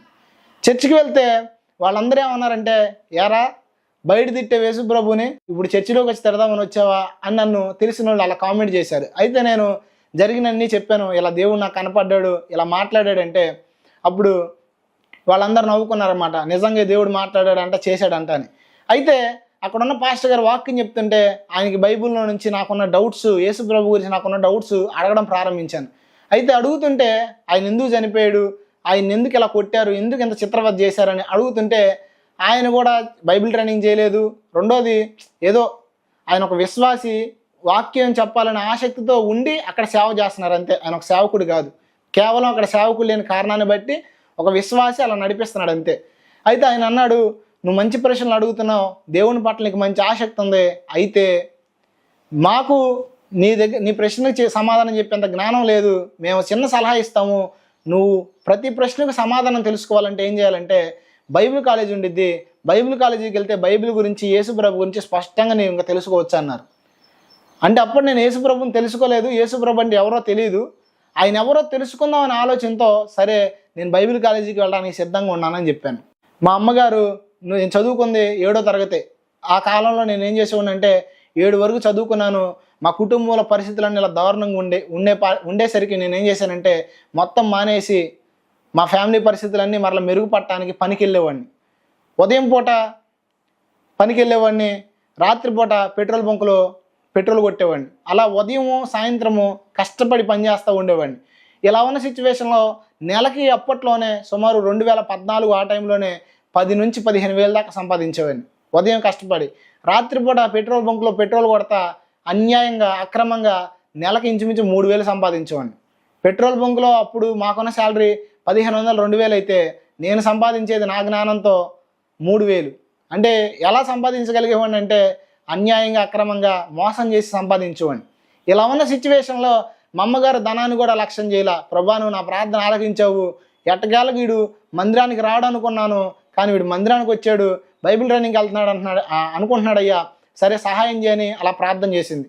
ప్రార్థన చేసి ఎక్కడికి బైబిల్ ట్రైనింగ్ పంపించాలి అని ఆలోచించినప్పుడు విజయవాడలో దానియేల్ గారు అన్న పాస్టర్ గారు ఉన్నారు. ఆయన ద్వారా పిఠాపురం, తూర్పుగోదావరి జిల్లాలో బర్నింగ్ టూల్స్ మినిస్ట్రీస్ అనే ఒక బైబిల్ కాలేజ్ ఉంది. ఆ బైబిల్ కాలేజీలోకి వెళ్తే మీ అబ్బాయి దైవికంగా ఎంతో ఎదుగుతాడు అని చెప్పేసి ఆ పాస్టర్ గారు నన్ను ఏం చేశారంటే ఎలీషా కాళీ అని మీరు యూట్యూబ్లో కొట్టిన ఆయన ఛానల్ వస్తుందండి. మా పాస్టర్ గారి దగ్గరికి నన్ను తీసుకువెళ్ళి బైబిల్ ట్రైనింగ్లో జాయిన్ చేయడం జరిగింది. అక్కడ అన్వేషణ చేయడం ప్రారంభించాను. అసలు యేసు ప్రభు గురించి తెలుసుకోవాలంటే నేను బైబిల్ కాలేజీలో ఏమన్నానంటే, ఎక్కువ మనం బైబిల్ని ధ్యానం చేస్తే దేవుని గురించి తెలుసుకుంటాం అనే విషయాన్ని నేను విన్నాను. విని మొట్టమొదటిసారిగా బైబిల్ గ్రంథాన్ని ఓపెన్ చేశాను. ఓపెన్ చేసినప్పుడు మత్తయి సువార్తలో స్టార్టింగ్ వంశావళి కనపడింది. అవి కన్నారు, వీళ్ళు కన్నారు, వాళ్ళు కన్నారంటే ఏంట్రా బాబు ఇది అనుకున్నాను. అనుకుని చదవడం స్టార్ట్ చేసి కిందకు వచ్చిన తర్వాత ఆయన ఒక కుమారుని కనును, తన ప్రజలను వారి పాపముల నుండి ఆయనే రక్షించిన గనక ఆయనకి యేసు అని నామకరణ చేయబడుతుంది అని అక్కడ స్పష్టంగా రాసింది. అంటే నాకు ఎప్పుడైతే ఆ వచనం చదివానో స్ట్రన్ అయిపోయాను. నేను ఒక్కసారి మైండ్ బ్లాక్ అయిపోయింది. ఎందుకంటే నేను ఇంతగా హైందవ మతంలో పాపం క్షమించేది ఎవరో, నా పాపాన్ని పోగొట్టేది ఎవరని అన్వేషణ చేసి వెతికి దేవుడు లేడు అనే సిచ్యువేషన్కి వచ్చి తర్వాత యేసుప్రభు దర్శనాన్ని పొంది ఇక్కడికి వచ్చిన తర్వాత మొట్టమొదటిసారి బైబిల్ చదివితే నాకు అక్కడ కనపడిన మాట ఏంటంటే, ఆయనే తన ప్రజల యొక్క పాపాలను రక్షిస్తాడు, పాపులను రక్షిస్తాడని ఖచ్చితంగా నేను మత్తయి సువార్త 1వ అధ్యాయం ఆఖరి వచనాల్లో ఉంటుంది ఆ మాట. ఆ వచనం చదవగానే నాకు ఆశ్చర్యం అనిపించింది. ఏంటి, ఈయన తన ప్రజలను పాపాల నుండి రక్షించడానికి వచ్చాడా? అసలు ఈయన ఎందుకు రక్షిస్తాడు, ఎలా రక్షిస్తాడని మరలా బైబిల్ని కంటిన్యూషన్గా చదవడం స్టార్ట్ చేశాను. ఎప్పుడైతే బైబిల్ని అలా చదవడం స్టార్ట్ చేశానో ఆశ్చర్యకరమైన విషయం ఏంటంటే, దేవుని గురించిన సంపూర్ణమైన అవగాహన. నేను ఏ మతంలో అయితే పాప క్షమాపణ కొరకు వెతికానో, ఏ దేవుని లక్షణాలు గుణాలు అయితే నేను కావాలని అన్వేషణ చేశానో, ఆ లక్షణాలన్నీ కూడా నాకు యేసు ప్రభులో ప్రత్యక్షమైనవి, యేసు ప్రభులో నాకు కనపడినాయి. ఏ బోధకుడు నాకు చెప్పలేదు. సత్యాన్ని అన్వేషణ చేసిన క్రమంలో బైబిల్ని ఎప్పుడైతే నేను పరిశీలన చేశానో అప్పుడు నాకు తెలిసింది ఏంటంటే, ఆయన తప్ప ఈ భూమి మీద మనిషికి రక్షకుడు లేడు అనే సత్యాన్ని నేను గ్రహించాను. ఎందుకంటే మనందరం కూడా ఈ వీడియో వీక్షిస్తున్న ఎవరైనా సరే తెలుసో తెలియకో నమ్మేది మొక్కేది నువ్వే మతస్థుడివైనా ఎందుకంటే కేవలం పాప క్షమాపణ నిమిత్తం కొరకు మాత్రమే. ఈ పాప క్షమాపణ కనుక నువ్వు పొందకపోతే జరిగేది ఏంటంటే ఖచ్చితంగా నీకు మరణం ఉంది. మరణం తర్వాత ఖచ్చితంగా హైందవ మతం ప్రకారమైనా సరే నరకం ఉంది. ఈరోజు యేసు ప్రభు నమ్ముకోకపోతే నరకానికి పోతామనే బోధ ఖచ్చితంగా నేను చేయట్లేదు. కానీ పాప క్షమాపణకు ఏకైక మార్గం యేసు ప్రభు. ఎవరైతే ఆయన అనుసరిస్తారో వారి పాపాలు క్షమించబడతాయని నేను బోధ చేస్తున్నా. ఖచ్చితంగా చూడండి, ఎప్పుడైతే నేను వచ్చినా ఏదైనా ఆశ్చర్యం అనిపించింది. మనందరం దేవుణ్ణి ఆరాధించేది దేనికంటే కేవలమైన కారణం పాప క్షమాపణ కొరకు. ఆ పాప క్షమాపణ కేవలం యేసు ప్రభు మాత్రమే ఇవ్వగలడని బైబిల్ గ్రంథంలో ఉంది. ఈరోజు నేను కూడా తెలుసుకున్న సత్యం ఏంటంటే, ఆయన మాత్రమే నీ పాపాన్ని నా పాపాన్ని పరిహరించి ఏకైక మార్గాన్ని చూపించాడు పరలోకానికి. ఎందుకంటే ఆయన మాత్రమే పరలోకం నుంచి భూమి మీదకి వచ్చిన దేవుడు కాబట్టి. ఆయన స్పష్టంగా చెప్పాడు, ఎవరూ తండ్రిని చూడలేదు, పరలోకమునున్న అద్వితీయ కుమారుడు తప్ప అన్నాడు. యోహాను సువార్తలు కనుక మనం చదివితే ఆయన పరలోకం నుంచి దిగి వచ్చాడు కాబట్టి పరలోకంలో ఉన్న సంగతులు, దేవుని యొక్క లక్షణాలు, గుణగణాలు ఆయన సమస్తాన్ని ఎరిగి ఉన్నాడు. ఎవరైతే ఆయన్ని అనుసరిస్తారో, ఎవరైతే ఆయన అంగీకరిస్తారో వారి జీవితంలో ఖచ్చితంగా ఆయన పాప క్షమాపణ అనుగ్రహించే దేవుడు. ఖచ్చితంగా నేను తెలుసుకున్న సత్యం ఏంటంటే, ఆయన ప్రతి ఒక్కరి పాపాలు క్షమించడానికి మనం అనుభవించాలి శిక్షను ఆయన తన శరీరమందు అనుభవించి ఎవరైతే ఆయన అంగీకరిస్తున్నారో స్పష్టంగా వారికి పాప క్షమాపణ ఆయన అనుగ్రహించి వారికి పరలోకాన్ని ఇస్తున్నాడు. ఖచ్చితంగా నేను ఈ సత్యాన్ని తెలుసుకున్నప్పుడు నాకు చాలా సంతోషం అనిపించింది. రెండోది ఏంటంటే, నా పాపాలు నేను ఆయన దగ్గర ఒప్పుకున్నాను. ఎప్పుడైతే నేను నా పాపాలు ఆయన దగ్గర ఒప్పుకున్నానో నా హృదయం మంది నెమ్మది, ప్రశాంతత నాకు వచ్చింది. ఇలా వచ్చిన క్రమంలో నేను ఏ దైవజనుడి దగ్గర అయితే బైబిల్ తర్ఫీదుకి వెళ్ళానో ఆ దైవజనుడు ఎవరంటే, దేవుని చేత అభిషేకించబడి ప్రవక్తగా వాడబడుతున్న దైవ సేవకులు. అయితే ఆయన దేవుని కృపలో దేవుని అభిషేకం చేత బలంగా నింపబడి వాడబడుతున్నప్పుడు ఒకానొక సమయంలో ఆదివారం రోజు ఒక వాక్యం చెప్తున్నారు ఆయన. ఆ వాక్యం ఏంటంటే, సమూయేలు దావీదును అభిషేకించే సందర్భం అది. ఆ సందర్భంలో ఆయన వాక్యం చెప్తా, దేవుడు కొందరిని ఇక్కడ అభిషేకించబోతున్నారు, మీలో కొందరిని దేవుడు ఏర్పరచుకుంటున్నాడు, దేవుడు తన సేవ కొరకు బలంగా అభిషేకిస్తాడు, మీరు కనిపెట్టండి అని ఆయన చెప్పారు. కనిపెట్టమన్నప్పుడు నేను మోకరించి అలా కళ్ళు మూసుకుని అలాగా ప్రార్థన చేసుకుంటున్నాను. అనేక మంది కూడా అలా ప్రార్థనలో ఉన్నారు. అయితే ఆయన చెప్పారు, కొందరికి ఈ టైప్ ఆఫ్ దర్శనాలు వస్తాయి, ఇలా కళలు వస్తాయి, ఇలా దర్శనాలు వస్తాయి. ఈ దర్శనాలు వచ్చినప్పుడు నాకు చెప్పండి, నేను మీకు ప్రార్థన చేస్తానన్నారు. అయితే కొందరిని ఆల్ట్రా కాల్ ఇచ్చినప్పుడు కొంతమంది వెళ్ళి స్టేజ్ మీద మోకాళ్ళు వేస్తే నేను మాత్రం ఒక దర్శనాన్ని చూశాను కానీ ఆయనకి చెప్పలేదు.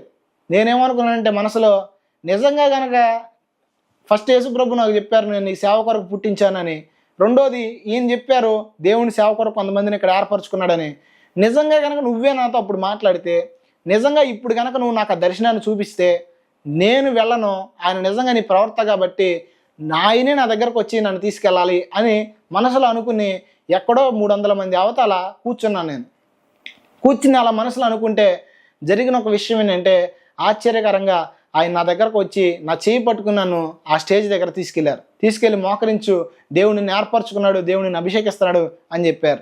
ఎప్పుడైతే మోకరించానో అలాగా చాలామంది మోకరించారు, దేవుని బలమైన ప్రసన్నత వారి మీదకి దిగొచ్చింది. అయితే నా మీద కూడా ఫస్ట్ టైము నేను ఏ పెంతెకోస్తు బ్యాక్గ్రౌండ్ నుంచి వెళ్ళలేదు, నాకు అసలు పరిశుద్ధాత్మ అనుభవం అంటే ఏంటో తెలియదు, అసలు పరిశుద్ధాత్మ అనే పదాన్నే వినలేదు. కానీ ఎప్పుడైతే యేసుప్రభు నా రక్షకుడు అని అంగీకరించానో, యేసుప్రభు నా పాపాల నుంచి నన్ను విడిపిస్తాడని అంగీకరించానో, అప్పుడు జరిగిన విషయం ఏంటంటే మొట్టమొదటిసారి పరిశుద్ధాత్మ దేవుడు బలంగా నా మీదకి దిగొచ్చినప్పుడు జరిగింది ఏంటంటే, నాకు తెలియకుండానే నేను అన్కాన్షియస్ అయిపోయాను, అంటే పడిపోయి కళ్ళు తెరిచి చూస్తే నేను కింద పడుకొని ఉన్నాను అనమాట. అంటే ఒక కరెంట్ షాక్ కొట్టినట్టు నాకు అనిపించింది. ఎప్పుడైతే నేను మరలా అలా లేచానో జరిగిన విషయం ఏంటంటే, ఆశ్చర్యకరంగా నాలో ఒక నూతనమైన మార్పు నాకు కలిగింది. యేసుప్రభు నా జీవితంలో నేను అంగీకరించిన తర్వాత నేను మతం మారలేదు, నా బ్రతుకు మార్చబడింది. ఈ రోజుకి నేను స్టిల్ చెప్తున్నాను, ఏ మత సంబంధమైన వ్యక్తిగా నేను ప్రవర్తించట్లేదు. ఈరోజు చాలామంది మతం అని మత ఉన్మాదంతో మతం అనేవారే ప్రవర్తిస్తున్నారు. ఈరోజు చిన్న ఎగ్జాంపుల్ చెప్తాను. మా ఊర్లో పోయిన సంవత్సరం డిసెంబర్లో ఏం జరిగిందంటే, ఉదయాన్నే నేను కాఫీ తాగడానికి సెంటర్కి వచ్చాను. 5 అయింది టైం, అప్పుడు బాగా చలి విపరీతంగా ఉంది. ఆ టైంలో నాకు తెలిసిన పూజారి గారు ఒక ఆయన గుడికి వెళ్ళడానికి సెంటర్లో రెడీగా ఉన్నారు. ఊరు చివర ఆయన గుడిలో ఆరాధన చేసేది. అయితే ఆయన చలితో వణికిపోతున్నారు అక్కడ. అప్పుడే స్నానం చేసి వచ్చారు, ఆయనకి ఏమి దొరకట్లేదు. అప్పుడు ఆయన నన్ను అడిగారు, అయ్యా నన్ను కొంచెం అక్కడ దింపగలవా అని. అప్పుడు నాకు ఆయన చూసినప్పుడు మతం గుర్తు రాలేదు, కులం గుర్తు రాలేదు, కానీ యేసుప్రభు ప్రేమ గుర్తొచ్చింది. అప్పుడు నేనేం చేశానంటే, ఆయన తీసుకెళ్ళి ఆయన దిగాల్సిన చోట దింపేసి వచ్చాను. అప్పుడు ఆయన ఏం చేశాడంటే 2 చేతులు జోడించి నమస్కరించి, ఖచ్చితంగా అయ్యా దేవుడు నిన్ను చల్లగా చూడాలని చెప్పారు. అంటే ఎందుకు ఈ విషయం చెప్తున్నానంటే, అదే నేను ఒక మత సంబంధమైన వ్యక్తిగా మారితే వారు నా మతం సంబంధించిన వారు కాదని నేను అప్పుడు సహాయం చేయకపోదును. కానీ నేను సహాయం చేయగలిగానంటే యేసుప్రభు నా బ్రతుకును మార్చాడు, నా జీవితాన్ని మార్చాడు, మతాన్ని కాదు. ఎప్పుడైతే ఇలా నేను పరిశుద్ధాత్మతో నింపబడ్డానో నా జీవితంలో క్రమక్రమంగా మార్పులు రావడం స్టార్ట్ అయింది. తర్వాత దేవుడి స్వరాన్ని ఇంక నేను స్పష్టంగా వినడం ప్రారంభించాను. అద్భుతం ఏంటంటే, ఇంచుమించు 4 సంవత్సరాల తర్ఫీదు కంప్లీట్ అయిన తర్వాత మరలా నేను మా ఊరు రావడం జరిగింది. ఈ 4 సంవత్సరాల్లో జరిగిన విషయం ఏంటంటే, మధ్యలో సెలవులకి మా ఇంట్లోకి వచ్చేవాడిని. మా ఇంట్లో ఎవ్వరు మారు మనసు పొందలేదు. ఇంకా మొట్టమొదటి యేసుప్రభు నమ్ముకున్నారు, తర్వాత నేను నమ్ముకున్నాను. మా ఇంట్లో ఫ్యామిలీ అంతా యేసుప్రభు నమ్ముకోలేదు. ఇంకా మా తాతగారు నమ్ముకోలేదు, మా అమ్మగారు నమ్ముకోలేదు, మా అన్నయ్య నమ్ముకోలేదు, ఎవరో దేవుడు నమ్ముకోలేదు. అయితే చెప్పడానికి నాకేమీ రాదు, యేసుప్రభుని గురించి చెప్పడానికి రాదు. కానీ వాళ్ళు మొట్టమొదటి నా జీవితాన్ని చూశారు. ఒకప్పుడు నేను ఎలా ఉన్నానో చూశారు, యేసుప్రభుని నమ్ముకున్న తర్వాత ఎలా మారానో జీవితాన్ని చూశారు. ఫస్ట్ వీడి జీవితంలో ఏంటి ఎలా మార్పు వచ్చింది. ఒకప్పుడు మూర్ఖుడిగా ఉండేవాడు, ఒకప్పుడు విచిత్రమైన విషయం, నేను అంత దైవభక్తిగా ఉన్నప్పటికీ కూడా నేను చేసే ఫీల్డ్ని బట్టి విపరీతంగా బూతులు మాట్లాడేవాడిని, గౌరవించేవాడిని కాదు, చిన్నోళ్ళు పెద్దోళ్ళు ఉండేది కాదు. చిన్న వయసు అయినప్పటికీ కూడా విపరీతమైన బూతులు, అహంకారపూరితమైన మాటలతో మాట్లాడేవాడిని. ఈ రోజుకి మా ఏరియాలో ప్రతి ఒక్కరికి తెలుసు నా జీవితం ఒకప్పుడు ఎలా ఉండేదో ఇప్పుడు ఎలా ఉందో. అయితే ఇలా ఉన్న సిచ్యువేషన్లో మొదట నా జీవితాన్ని చూశారు. రెండవది నేను ఏం చేసేవాడిని అంటే, మా అమ్మ నేను కలిసి ప్రతిరోజు సాయంత్రం పూట చిన్న ప్రార్థన పెట్టుకుని ఒక పాట పాడుకుని బైబిల్లో వాక్యం తీసి చదివి ప్రార్థన చేసేవాళ్ళం. ఇలా ఉన్న సిచ్యువేషన్లో మా తాతగారు ఏం చేసేవాడంటే, కావాలని మేము ప్రార్థన చేస్తుంటే ఆయన మంచం మీద కూర్చొని సిగరెట్లు కాల్చేవాడు. అయితే ఎందుకు సిగరెట్లు కాలుస్తున్నా, మేము ప్రార్థన చేసుకుంటున్నాం కదంటే, నీది నీదే నాది నాదే అనేవాడు అనమాట, వ్యతిరేకంగా. అయితే నేను అనుకునేవాడిని ఏదో ఒక రోజు దేవుడిని దర్శిస్తాడు, ఏదో రోజు మారుస్తాడని చెప్పేసి అలా ప్రార్థన చేసుకుంటున్నాం. ప్రార్థన చేసుకుని జరిగే విషయం ఏంటంటే, ఒక వారం తర్వాత హార్ట్ స్ట్రోక్ వచ్చింది ఆయనకి. స్ట్రోక్ వస్తే ఎవరికైనా సాధారణంగా ఇంచుమించు చాలా దెబ్బ అవుతారు, కానీ ఆయనకి ఏం అవ్వలేదు. అప్పుడు డాక్టర్ దగ్గరికి వెళ్తే డాక్టర్ అన్నారు, నువ్వు ఇంకొకసారి కనుక సిగరెట్ కనుక కాలిస్తే నువ్వు అయిపోతావు, నువ్వు సిగరెట్లు మానేయాలన్నారు. ఆ దెబ్బతో ఆయనకి ఆశ్చర్యం అనిపించింది. అంటే ప్రార్థన చేసుకున్నప్పుడు నేను ఇలా కాల్చాను కాబట్టి దేవుడు నన్ను ఇలా శిక్షించాడని గ్రహించాడు ఆయన. మొట్టమొదటి యేసుప్రభు జీవం కలిగిన దేవుడని ఆయన గ్రహించాడు. తర్వాత జరిగిన ఇంకొక విషయం ఏంటంటే, మా ఇంట్లో అలా ఆరాధన జరుగుతుంటే ఒక ఆవిడ వచ్చి కూర్చున్నారు.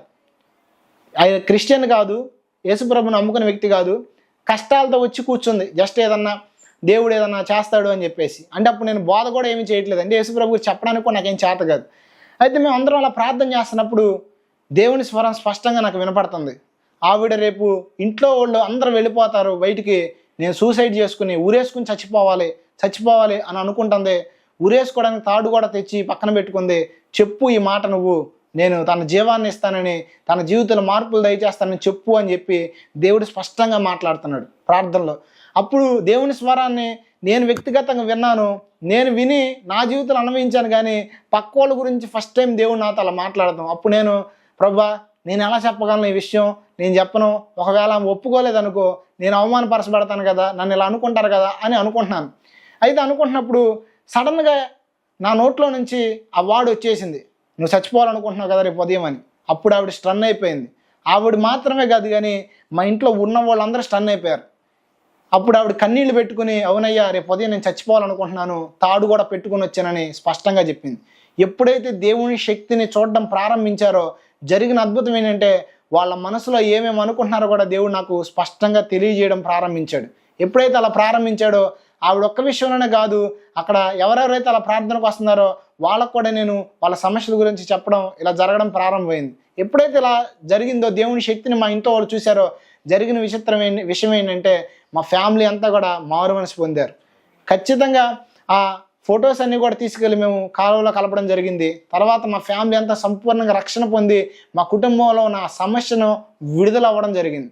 అయితే మేము ఇలా ఉన్న సందర్భంలో మా తాతగారు మారలేదు, మా అమ్మమ్మ గారి మీదకి సేమ్ స్పిరిట్ అలాగే వస్తూ ఉండేది. అంటే మేము దేవుణ్ణి నమ్ముకున్న కొత్తలో. అయితే నేను ఎప్పుడైతే ఇలా ప్రార్థన పెడతాం స్టార్ట్ చేశానో మా ఇంట్లో జరిగిన అద్భుతం ఏంటంటే ఒకానొక ఉదయకాల సమయంలో మేము ఇలా ప్రార్థన పెట్టుకున్నాం.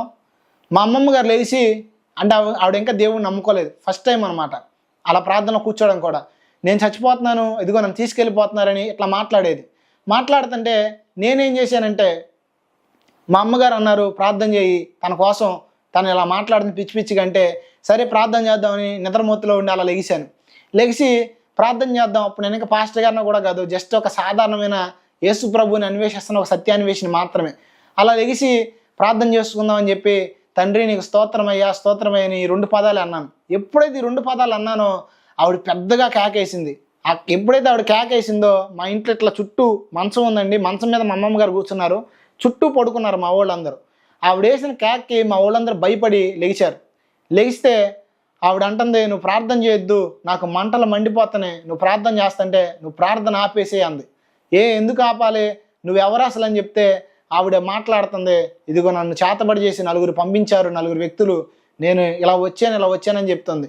అప్పుడు నేను చెప్పాను, మేమందరం దేవుణ్ణి నమ్ముకున్న వాళ్ళం, ప్రతిష్ఠితమైన జనం, దేవుని సొత్తైన ప్రజలం మేము, నువ్వు మాలో ఉండడానికి వీల్లేదంటే నేను ఇంకెన్నడూ రానని 2 చేతులు జోడించి అలా పడిపోయింది ఆవిడ. పడిపోగానే ఆవిడలో నా స్పిరిట్ వెళ్ళిపోయింది. జరిగిన అద్భుతం ఏంటంటే ఇన్నాళ్ళు రాని విడుదల, ఇన్నాళ్ళు రాని స్వస్థత ఎప్పుడైతే యేసు ప్రభువుని నమ్ముకున్నామో ఆశ్చర్యకరంగా ఆవిడ జీవితంలో ఆవిడ అనుభవించింది. ఎప్పుడైతే ఆవిడకి ఆ స్వస్థత కలిగిందో, ఎప్పుడైతే ఆవిడ అనుభవించిందో ఆశ్చర్యకరంగా ఆవిడ జీవితం కూడా మారింది. అలా మా కుటుంబం అంతా మారు మనసు పొంది మందిరానికి వెళ్ళడం స్టార్ట్ చేశారు. మా అన్నయ్యోళ్ళు, మా వదినోళ్ళు, మా తాతోళ్ళు, మా మామోళ్ళు, మా అమ్మ, మేము అందరం కలిసి దేవుణ్ణి ఆరాధించే వాళ్ళం అలాగా. అయితే మేము ఇలా ఆరాధించిన క్రమంలో దేవుడు ఒక ప్రాంతంలోకి పరిచర్యకు ద్వారాలు తెరిచాడు. అద్భుతం ఏంటంటే ఆ పరిచర్యకు నేను వెళ్ళినప్పుడు ఆ పరిచర్య 2 ప్రారంభించాను. ఆ 2 ప్రారంభించినప్పుడు నేను అసలు బైబిల్ ట్రైనింగ్ నుంచి పరిచర్య అంటే నాకు ఇష్టం లేదు, కానీ దేవుడు నన్ను ప్రత్యేకంగా ఎన్నోసార్లు దర్శించడాన్ని బట్టి పరిచర్యకు వచ్చాను. దేవుడు నాకు చెప్పిన విషయం ఏంటంటే అనేక ప్రాంతాల్లోకి నేను తీసుకెళ్తాను, అనేక ప్రజల మధ్యన నేను నిలబెడతాను, నేను వాడుకుంటాను, అనేక వాగ్దానాల ద్వారా దేవుడు నాతో మాట్లాడాడు. అయితే ఈ 2 చూసేసరికి నాకు నిర్లక్ష్యం వచ్చింది పరిచర్య పట్ల. రెండోది నిరుత్సాహం కూడా వచ్చేసింది.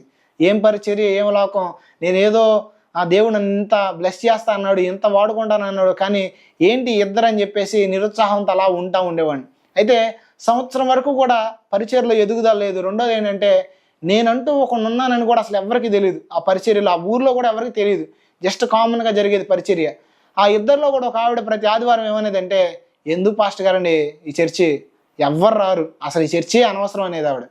ఇలా అంటున్న క్రమంలో నాకు చాలా నిరుత్సాహం వచ్చేసేది ఇంకా. అయితే సంవత్సరం ఎలాగే పరిచర్య జరిగింది, కానీ సంవత్సరం కూడా నేను దేవుని కొరకే చేశాను. ఏ కానుకలు ఆశించో, దేన్ని ఆశించో, దేని కొరకు చేయాల, ప్రజల జీవితాలు మారాలి, ప్రజలు నేను తెలుసుకున్న సత్యాన్ని తెలుసుకోవాలని చెప్పేసి నేను పరిచర్య చేశాను. అయితే దేవుడు సంవత్సరం తర్వాత స్పష్టంగా నాతో మాట్లాడారు ఏంటంటే, నువ్వు చేసిన పరిచర్యకు నేను ప్రతిఫలాన్ని ఇవ్వబోతున్నాను, నిన్ను నేను గణపరచబోతున్నానని దేవుడు స్పష్టంగా మాట్లాడారు. మాట్లాడినప్పుడు జరిగిన ఆశ్చర్యకరమైన విషయం ఏంటంటే, ఉపవాస ప్రార్థన స్టార్ట్ చేశాను నేను. ఫస్ట్ ఉపవాస ప్రార్థన ప్రారంభించినప్పుడు నా దగ్గరికి ఎవరైతే వస్తున్నారో వాళ్ళతో నేను చెప్పాను, దేవుడు బలమైన కార్యాల నుంచి మన ద్వారా చేస్తాడు, మన సంఘం ద్వారా దేవుడు తన నామాన్ని గణపరుస్తాడంటే వాళ్ళు యేసు ప్రభువుని నమ్ముకున్న వాళ్ళే కానీ దేవుని శక్తిని ఎరిగిన వారు కాదు. అయితే వాళ్ళు నన్ను హేళన చేశారు, దేవుడు అంట శక్తిని చూపిస్తాడంట, అదంట ఇదంట అని. కానీ జరిగిన విషయం ఏంటంటే, ఎప్పుడైతే నేను ఉపవాస ప్రార్థన ప్రారంభించానో, రేపు ఉపవాస ప్రార్థన అనగా ఈరోజు రాత్రి ఒక ఆవిడలో ఉన్న స్పిరిట్ బయటకు వచ్చింది. అంటే ఒక ఆవిడ తనంతట తానే నేను తీసుకెళ్ళిపోతాను, ఇదిగో ఈమెను తీసుకెళ్ళిపోతానని చెప్పేసి రకరకాలుగా మాట్లాడతాం, పిచ్చిగా మాట్లాడతాం ప్రారంభించి ఇంట్లో వాళ్ళందరినీ హడావిడి చేసి గలిబిలి చేసి రాత్రి ఇంచుమించు 12-1 గంట అవుతుంది ఆ సందర్భంలో. అయితే వాళ్ళు ఏం చేయాలో తెలియలేదు, ఎటు వెళ్ళాలో అర్థం కాలేదు. ఇలా ఉన్న సిచ్యువేషన్లో ఉదయాన్నే నాకు ఫోన్ చేశారు. రాత్రి అంతా కూడా ఆవిడని ఇలా పట్టుకుని కూర్చోబెట్టారు. అందరూ కూడా కూర్చోబెట్టి ఉదయాన్నే ఫోన్ చేశారు, పాస్టర్ గారు ఇదిగో ఇలా జరిగింది విషయం, ఇలా ఉంది, మీరు ప్రార్థన చేయడానికి రండి అంటే నాకు అర్థమైపోయింది స్పష్టంగా, ఆవిడకి దురాత్మ ఉంది, ఆవిడ దగ్గర దయ్యం పట్టిందని. అయితే నా మనసు నన్ను గద్దిస్తుంది ఏంటంటే, ఈ సమయంలో నువ్వు వెళ్తే నువ్వు ప్రార్థన చేస్తే అక్కడ కార్యం జరిగిద్దా అని. ఎందుకంటే అప్పుడే చాలా నిరాశలో ఉన్నాను. దేవునికి సమీపంగా ఉండాల్సిన నేను ప్రార్థన చేయడం కూడా మానేశాను. ఒక రకంగా చెప్పాలంటే నిరాశతో నా హృదయం నన్ను గద్దిస్తుంది ఏంటంటే, నువ్వు వెళ్తే కార్యం జరిగిద్దా అని. అప్పుడు వెంపటే దేవుని ఆత్మ, పరిశుద్ధాత్మ దేవుడు నాతో మాట్లాడుతున్నాడు, నీ వల్ల కార్యం జరగదు, నా వల్ల కార్యం జరిగిద్ది, సో నువ్వు వెళ్ళు, నేను అక్కడ కార్యం చేస్తానని. వెంపటే నేను పశ్చాత్తపడి దేవుడి దగ్గర మరలా క్షమాపణ పొంది, తండ్రి నీ కృపచేత జరగాలి అని చెప్పి ప్రార్థన చేసి అక్కడికి వెళ్ళంగానే ఆశ్చర్యం ఏంటంటే, అక్కడున్న దురాత్మ నేను వెళ్ళంగానే గజ వణికిపోయి, అప్పటి వరకు పట్టుకుంటే కానీ ఆగని తను వణికిపోయి, ఎందుకు వచ్చావయ్యా నువ్వు వస్తే నేను ఇక్కడ ఉండలేను, నువ్వు రావద్దు అని చెప్పేసి అది మాట్లాడటం జరిగింది. అప్పుడు నేను వాళ్ళ ఫ్యామిలీతో ఆ దెయ్యంతో ఇలా మాట్లాడాను ఏంటంటే, వీరు ప్రతిష్ఠితమైన జనం, దేవుని సొత్తైన ప్రజలు, వీరిలో నువ్వు ఉండడానికి వీల్లేదు, కాబట్టి యేసు నామమున నేను ఆజ్ఞాపిస్తున్నాను, ఇప్పుడే ఆమెను విడిచిపెట్టి వెళ్ళిపోమన్నాను. ఎప్పుడైతే దేవుని నామాన్ని బట్టి ఇలా ప్రార్థన చేశానో జరిగిన అద్భుతం ఏంటంటే, వెంపట ఆమెను విడిచిపెట్టేది వెళ్ళిపోయింది. అప్పటి వరకు కూడా ఆవిడకి ఎన్నో సమస్యలు, ఎన్నో అనారోగ్య కారణాలు, రకరకాలైన సమస్యలతో ఆవిడ ఇబ్బంది పడుతూ ఉండేది. కానీ ఎప్పుడైతే అలా ప్రార్థన చేసామో అద్భుతం ఏంటంటే, 3 సంవత్సరాల నుంచి ఆవిడ జీవితంలో లేని స్వస్థత అప్పుడు ఆవిడకి కలిగింది. ఎప్పుడైతే మొట్టమొదటిగా ఈ కార్యం జరిగిందో, ఈ కార్యం 4 గోడల మధ్య జరిగిందండి. ఎవరికి తెలియదు, జస్ట్ ఆ ఫ్యామిలీ మెంబర్స్ మాత్రమే తెలుసు. అయితే ఆ ఫ్యామిలీలో చాలామంది యేసుప్రభుని నమ్ముకోలే. ఆ ఫ్యామిలీలో అందరు నామకార్థంగా ఉండేవాళ్ళు. ఎప్పుడో పండగకి చర్చికి వెళ్ళే వాళ్ళు ఉన్నారు, ఎప్పుడో వెళ్దాంలే అనుకునే వాళ్ళు ఉన్నారు, యేసుప్రభుని నమ్ముకునే వాళ్ళు లేరు. కొంతమంది తాగుబోతులు ఉన్నారు, కొంతమంది వ్యసనపరులు ఉన్నారు, వ్యభిచారులు ఉన్నారు. ఇలా ఉన్న సందర్భంలో వాళ్ళందరికీ దేవుని శక్తి మెల్లగా స్ప్రెడ్ అవ్వడం స్టార్ట్ అయింది. అరే ఇదిగో పాస్టర్ గారు ఇలా ప్రార్థన చేస్తే ఇలా జరిగిందని. అయితే వాళ్ళు ఏ సమస్యలతో ఉన్నారో వాళ్ళందరినీ దేవుడి నా దగ్గరికి నడిపించడం, ప్రార్థన చేసినప్పుడు దేవుడు కార్యం చేయడం, అక్కడ దేవుడు తన మహిమను చూపించడం ప్రారంభించాడు. అద్భుతం ఏంటంటే, చచ్చిపోతాడు తీసుకెళ్ళిపోయిన డాక్టర్లు పంపించేసి బెడ్ తీసుకొచ్చి బయట పెట్టి ఇంటి బయట పడుకోబెట్టి ఇక్కడ చచ్చిపోతాడు అని చెప్పేసి ఇంటి బయట పడుకోబెట్టిన వాళ్ళు కూడా ప్రార్థన చేసినప్పుడు వితిన్ 5 మినిట్స్, వితిన్ 10 మినిట్స్లో లెగిచి నేటికి సజీవంగా ఉన్నవారు ఉన్నారు. ఈ సాక్ష్యాలు ఖచ్చితంగా నేను చెప్తున్నాను, దొంగ మాటలు కాదు, ఈ సాక్ష్యాలు అబద్ధాలు కాదు. మీలో ఎవరన్నా తెలుసుకోవాలనుకుంటే ఖచ్చితంగా మీరు మా ప్రాంతానికి వస్తే సాక్ష్యాలతో నిరూపించడానికి నేను ఖచ్చితంగా సిద్ధంగా ఉన్నాను. ఎందుకంటే ఇది సత్యం. యేసు ప్రభు జీవం కలిగిన దేవుడు, ఆ జీవం నేటికి సజీవంగా ఉంది. అయితే ఇక్కడ నేను చెప్పేది ఏంటంటే, నేను ప్రార్థన చేస్తే జరిగిందనేది నేను ఖచ్చితంగా చెప్పట్లేదు.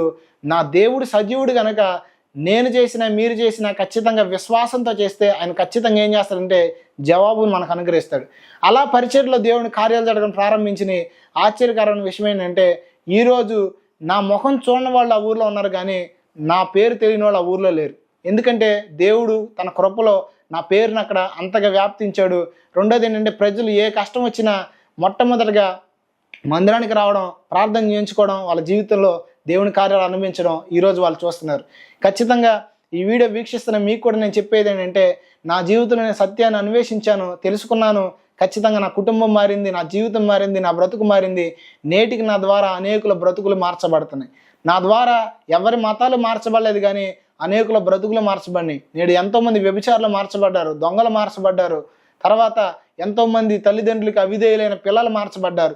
ఖచ్చితంగా ఈ మార్పు అనేది నా వల్ల కలిగింది కాదు, కానీ నేను కలిగి ఉన్న యేసు వల్ల కలిగింది. ఎందరైతే అన్వేషించి ఆయన తెలుసుకుంటారో ఖచ్చితంగా వారి జీవితాల్లో కూడా ఆయన అనేకమైన మార్పులు, ఇలాంటి అద్భుతమైన కార్యాలు జరిగిస్తాడు. ఖచ్చితంగా దేవుడు కూడా మనకు అట్టి కార్యాలు జరిగించును గాక. నిత్యముగా మనం సత్యాన్వేషణ చేద్దాం, ఇంకనూ యేసు ప్రభుని మనం తెలుసుకుందాం, ఖచ్చితంగా దైవాన్వేషణ చేద్దాం. మనం ఖచ్చితంగా, ఎందుకంటే ఈ లోకంలో ఖచ్చితంగా ప్రతి ఒక్కరికి మరణం అనేది ఉంది. మరణం తర్వాత పరలోకం ఉంది, మరణం తర్వాత నరకం కూడా ఉంది. కాబట్టి ఎవ్వరూ కూడా నరకానికి వెళ్ళకూడదని యేసు ప్రభు ఉద్దేశం. కాబట్టి మన సత్యాన్వేషణ చేద్దాం, భూమి మీదే పాపక్షమాపణకి మార్గాన్ని తెలుసుకుందాం, ఖచ్చితంగా పరలోకాన్ని స్వతంత్రించుకుందాం. దేవుడు ఖచ్చితంగా ఈ సాక్ష్యాన్ని దీవించును గాక. ఆమేన్.